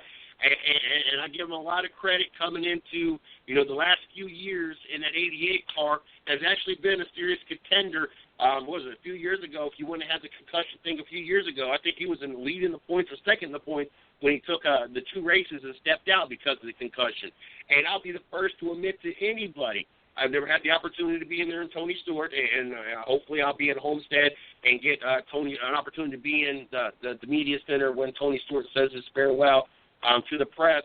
But to this point, to this day, after 3 years of sitting through probably about 30 different media events at races, not to mention the Hall of Fame when I did the Chase the first year and everything else, Dale Jr. is by far my favorite interview or press conference, post-race press event that I've ever been involved with. And when he won Martinsville and got his first grandfather clock, by far the most entertaining. I've never had so much fun in the media center outside of, you know, having Junior in there. With that being said, it amazes me, though, how this fan base lives and breathes, and this sport could possibly live or die based off of fan base that pulls for somebody that has never really accomplished anything. The fact that he's been the most popular driver for like 8,000 years has never really done anything to deserve that other than have the last name Earnhardt. It's still beyond me. There are so many other drivers that have done so much on the track, off the track, and anything in between that is more deserving to be the most popular driver than Dale Jr. But it is what it is. And, yeah, I agree. There's a good possibility the fact that Junior is not in that car and not in the chase, that probably has a lot to do with the ratings leading up to the chase and into the chase. And following up on just that real quick, that brings up the thing of when he does retire, whether he doesn't come back now because of the concussions, or when he finally does retire, if NASCAR or whatever channel ends up picking up the races doesn't put him in the booth, they're missing something. Because that's when you're going to see, when Junior's in the booth, if he has any inclination at all to be a TV commentator when he retires, that will, you want to talk about television boosting, ratings boosting? Put Junior in the booth when he retires, and you'll see what happens. Yeah, I know we want to get into New Hampshire and who we think that is going to win this weekend, but a few other points before we wrap up this part is, first of all, they won't have a NASCAR channel because Brian France is money hungry, and I love all the changes he's made to the chase, to the aerodynamic package. Actually, I kind of like how they've done the rules this year and how the ruling there is, and I'll back up NASCAR to the day I die, but he's money hungry. You're getting billions of dollars out of these channels, no matter if people are watching like they used to or not. He signed an $8.8 billion contract for this TV from 2015 to 2024. He's got his track signed through 2020.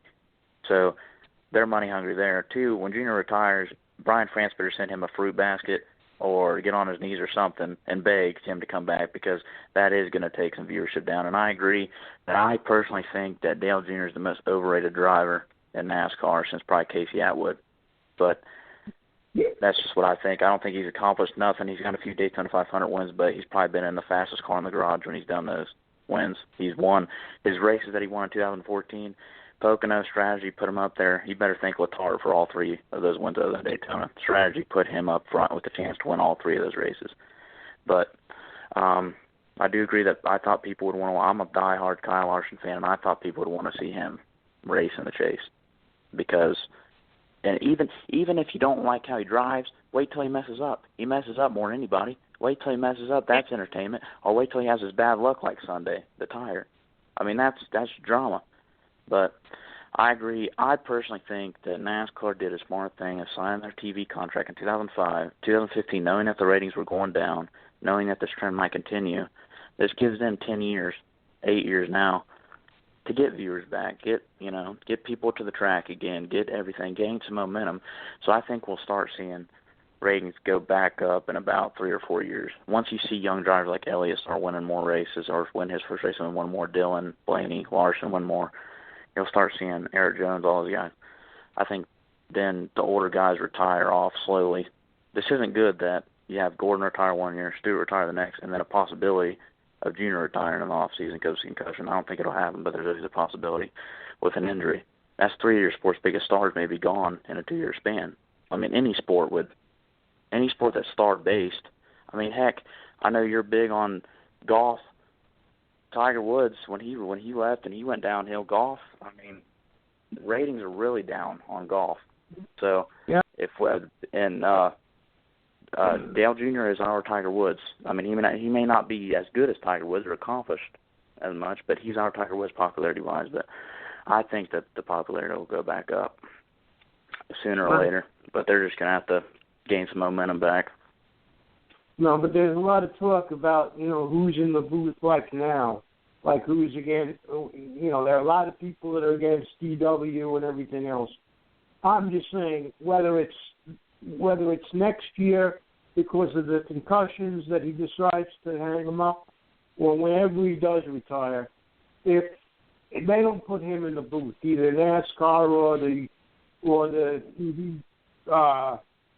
station, whatever, not station, the network, whether it be Fox or NBC or whoever, they're missing something, because that's when they're going to see and it's not going to be because of the races, unfortunately, or it might not be.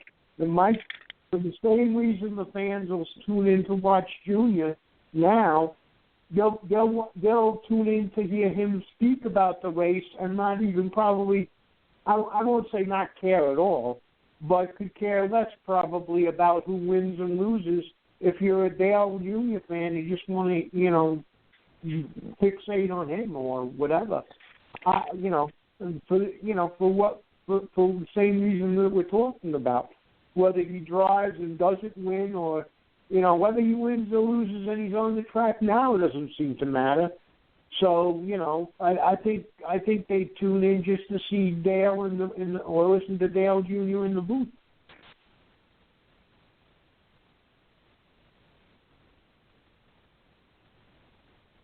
I mean, I agree there. I mean, whatever you can do to get people. I mean, they're just going to have to gain some. They're going to have to find a way, marketing something, continue to make the racing better, put their young stars out there. They need more personality like Clint Boyer, people like that, in the garage. And it'll get there. I mean, every sport goes through parts like this, and the NFL is starting to trend back down. So maybe NASCAR will get some of their fans. I don't know. But it's just going to take a while. I mean, it's not going to be an overnight fix. Like I wrote an article a couple weeks ago about the fans and media just aren't giving NASCAR an opportunity to gain these people back. It's all negative talk every week. It's something negative. We're not talking about what's on the track or what happened on the track or even what's good on the track. We're talking about negative stuff that happened, what calls they made, when the caution came out, whatever.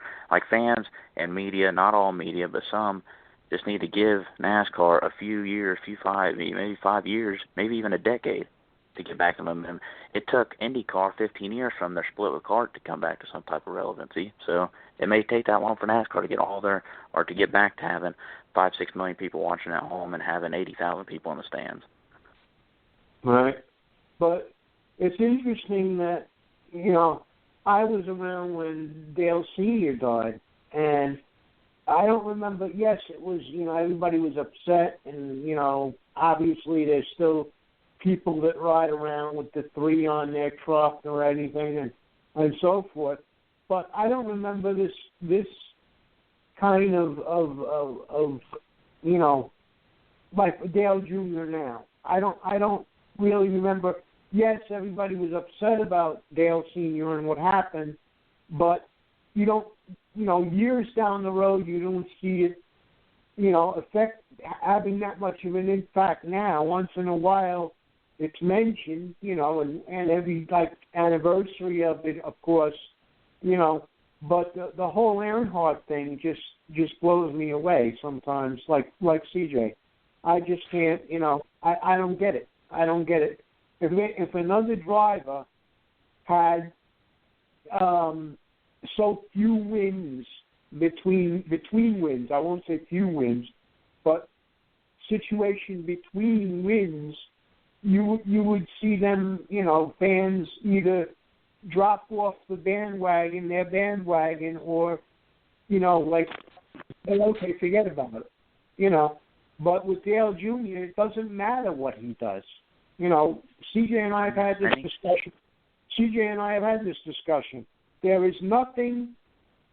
I remain convinced there is nothing that now NASCAR is another matter. They would probably take action against him if he did something really, really bizarrely wrong.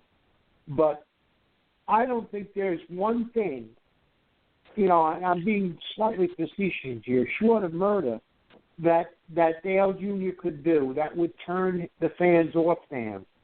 I don't see the one action he could take that would turn fans against him. I really don't.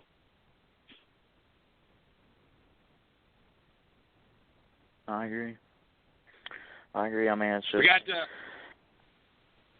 Go ahead.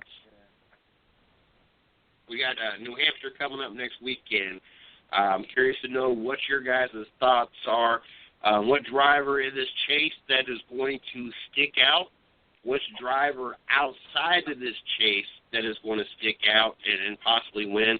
And what driver do you feel this is not going to be their day that is in the chase? Mike, if you want to go first. This weekend specifically you're talking about, or to get knocked out of the first weekend? Yeah, this weekend specifically. I'm going to say I see Chase Elliott, capitalizing on last week, even though he didn't win, but I see him taking momentum and probably winning this week. As far as falling out,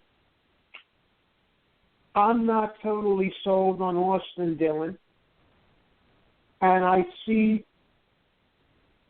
I'm kind of on the fence on whether Kevin Harvick, I'd like to see him make up ground, but I don't know if he, it depends on, with Harvick, and I'll be frank, it depends on if he buried a hatchet with his pit crew. I really see that being an issue based on what happened last week. I mean, everybody thought that Steve on Steve's program, or whether it was Rubbing with Racing, was bringing that up like 2 or 3 weeks ago before Richmond.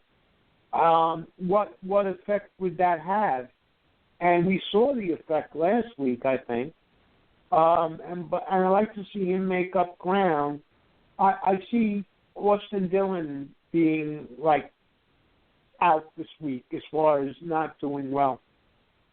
And Chase probably, if not winning, then contending again, like with Kyle Busch maybe, or whoever does win. And then the person that who's falling out, or Austin Dillon. And then non-Chase that you feel will stand out this week. Maybe the non-chasers. Yeah. Who does well? Because we talked about the chase. People seem to forget there's 24 other cars out there right now, and everybody's only focused on the people in the chase. So I want to give some spotlight to somebody we feel outside of the chase is going to have a great weekend. No, I understand where you're going with it. I'm just trying to think of who does well at New Hampshire. Possibly, I'm going to say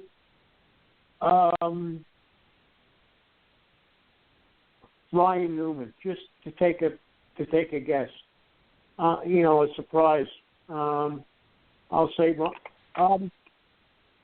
no, let me change that. Just as I'm thinking, he's run strong in the past without making the chase, obviously. Ricky Stenhouse.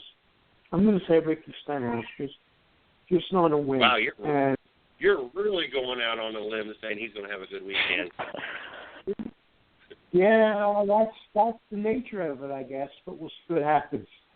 But all right, I'm gonna give you my picks, and I'm gonna let Shannon give his to wrap this segment up, so we can wrap the night up.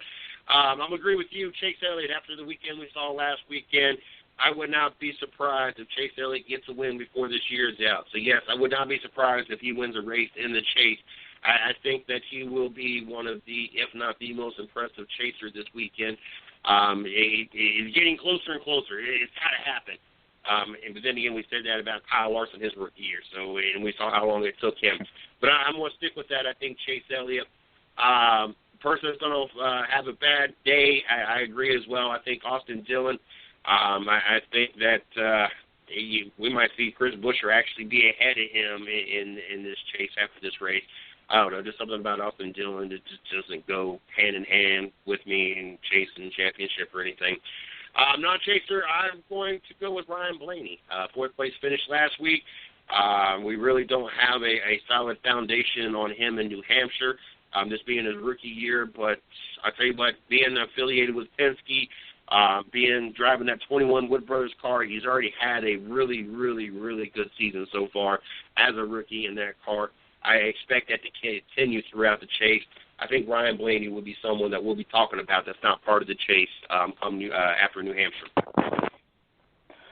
Yeah, I think I agree that Chase has a shot, but he hasn't shown me anything to be able to close the races out. So I think that it's going to be a Gibbs car that wins Sunday. I say Kenseth. He wins his another race or his third straight at New Hampshire, and he locks himself in the next round. I think a driver that has a rough day and puts himself in a bad spot going to Dover.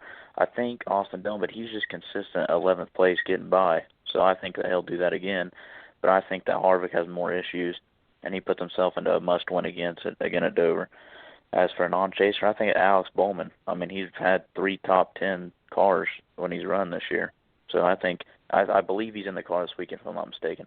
But I think he'll be one, and he may be able to get his first win in his fifth. I think it's his 5th start this weekend. I actually think he'll contend for the win Sunday. So that's my non-chaser. But a couple things to watch for this weekend is the fall-off for the tires.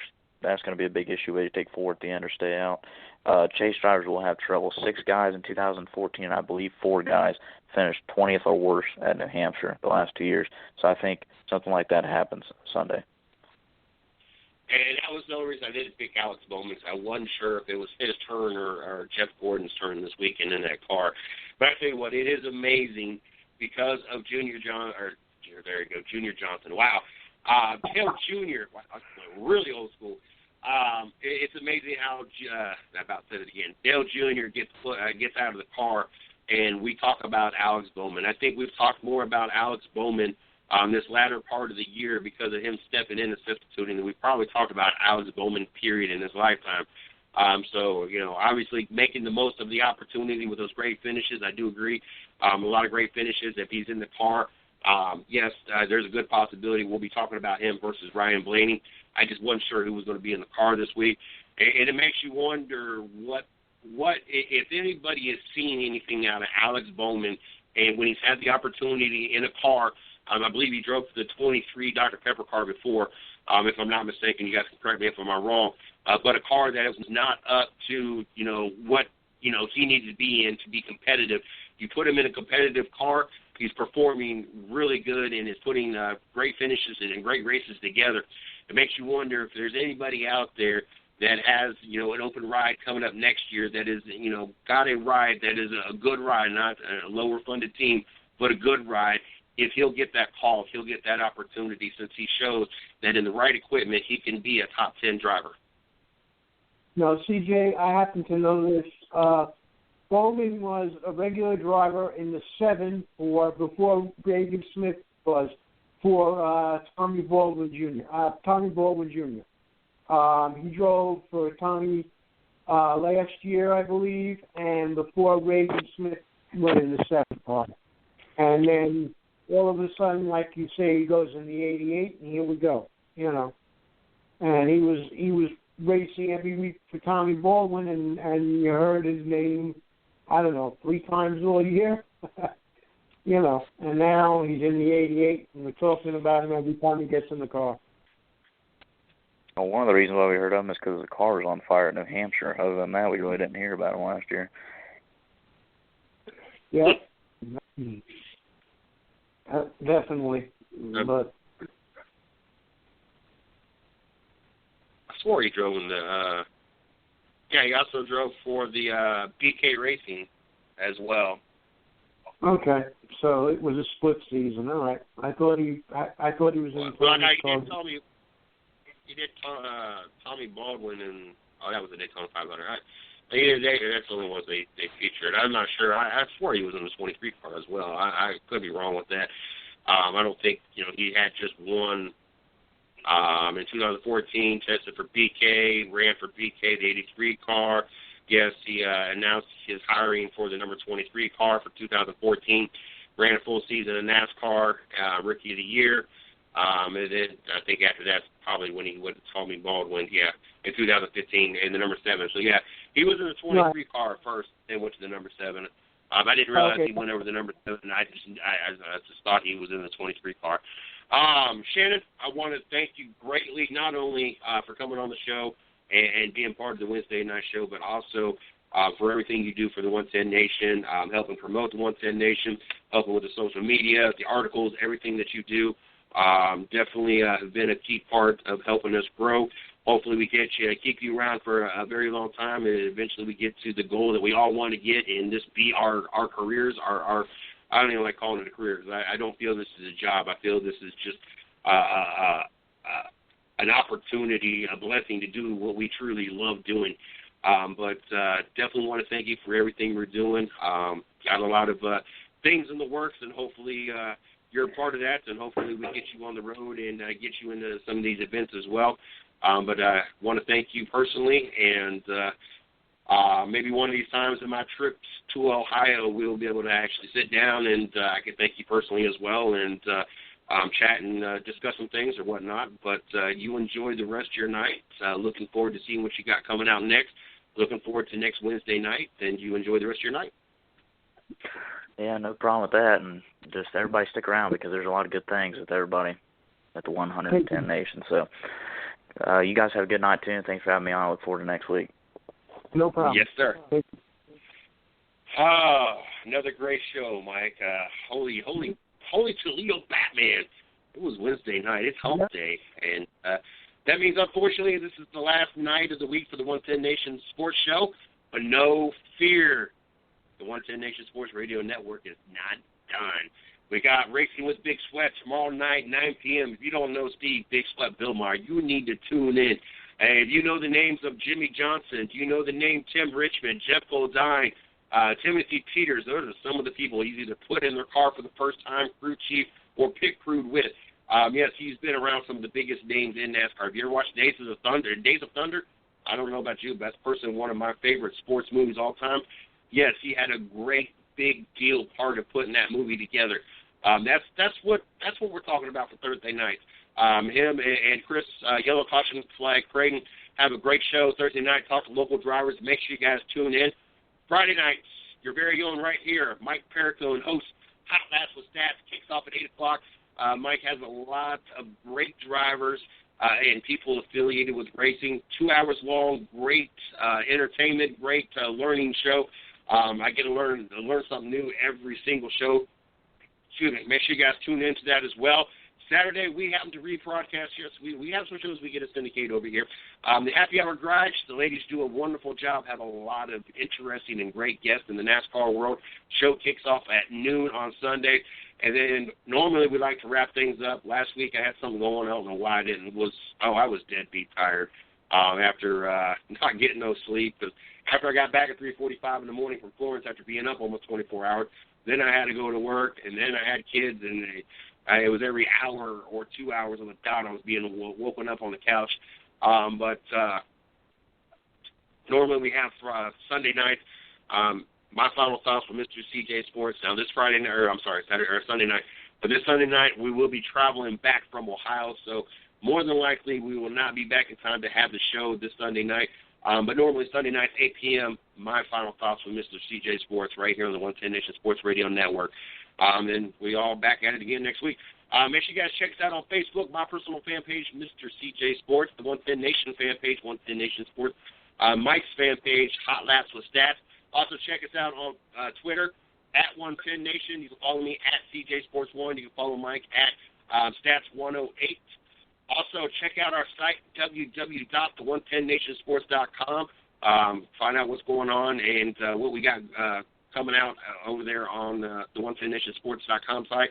And then finally, I got to thank Fit for Life, Snafu Seasoning, I-95 Sports Network, and Mile High Radio for helping make all this possible, help us continue to grow. The fans, got to thank you. The listeners, I got to thank you. All those that are new to the 110 Nation Sports Radio Network, especially the 50 or 60 people that jump on board overnight and like this, and I know that's got a lot to do with Shannon promoting, as he's got a lot of loyal fans and friends and family.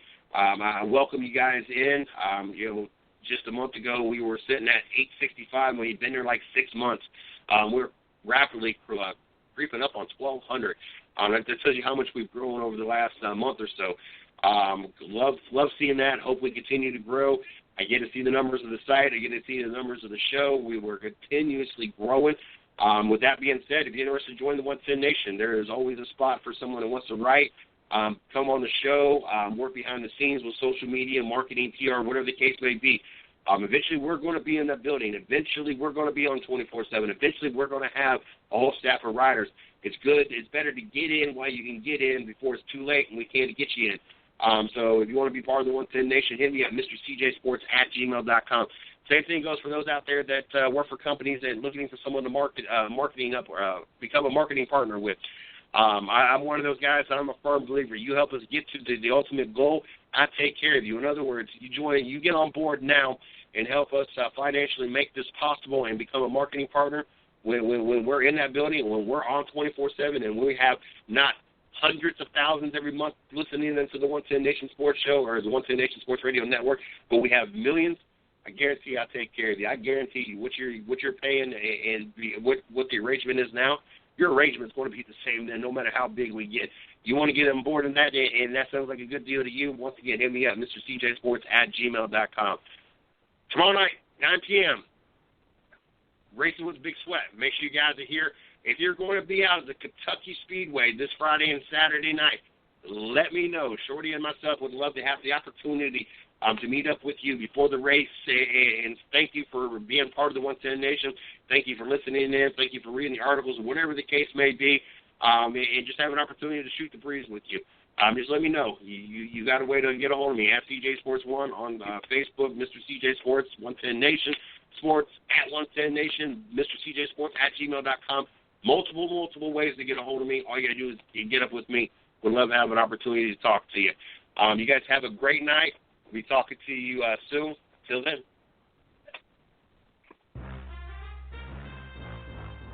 Thanks for listening to the 110 Nation Sports Show with Mr. CJ Sports.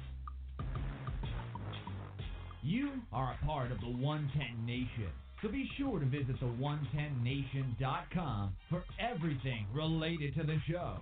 You can follow CJ on Twitter @110nation and on Facebook @110 Nation Sports.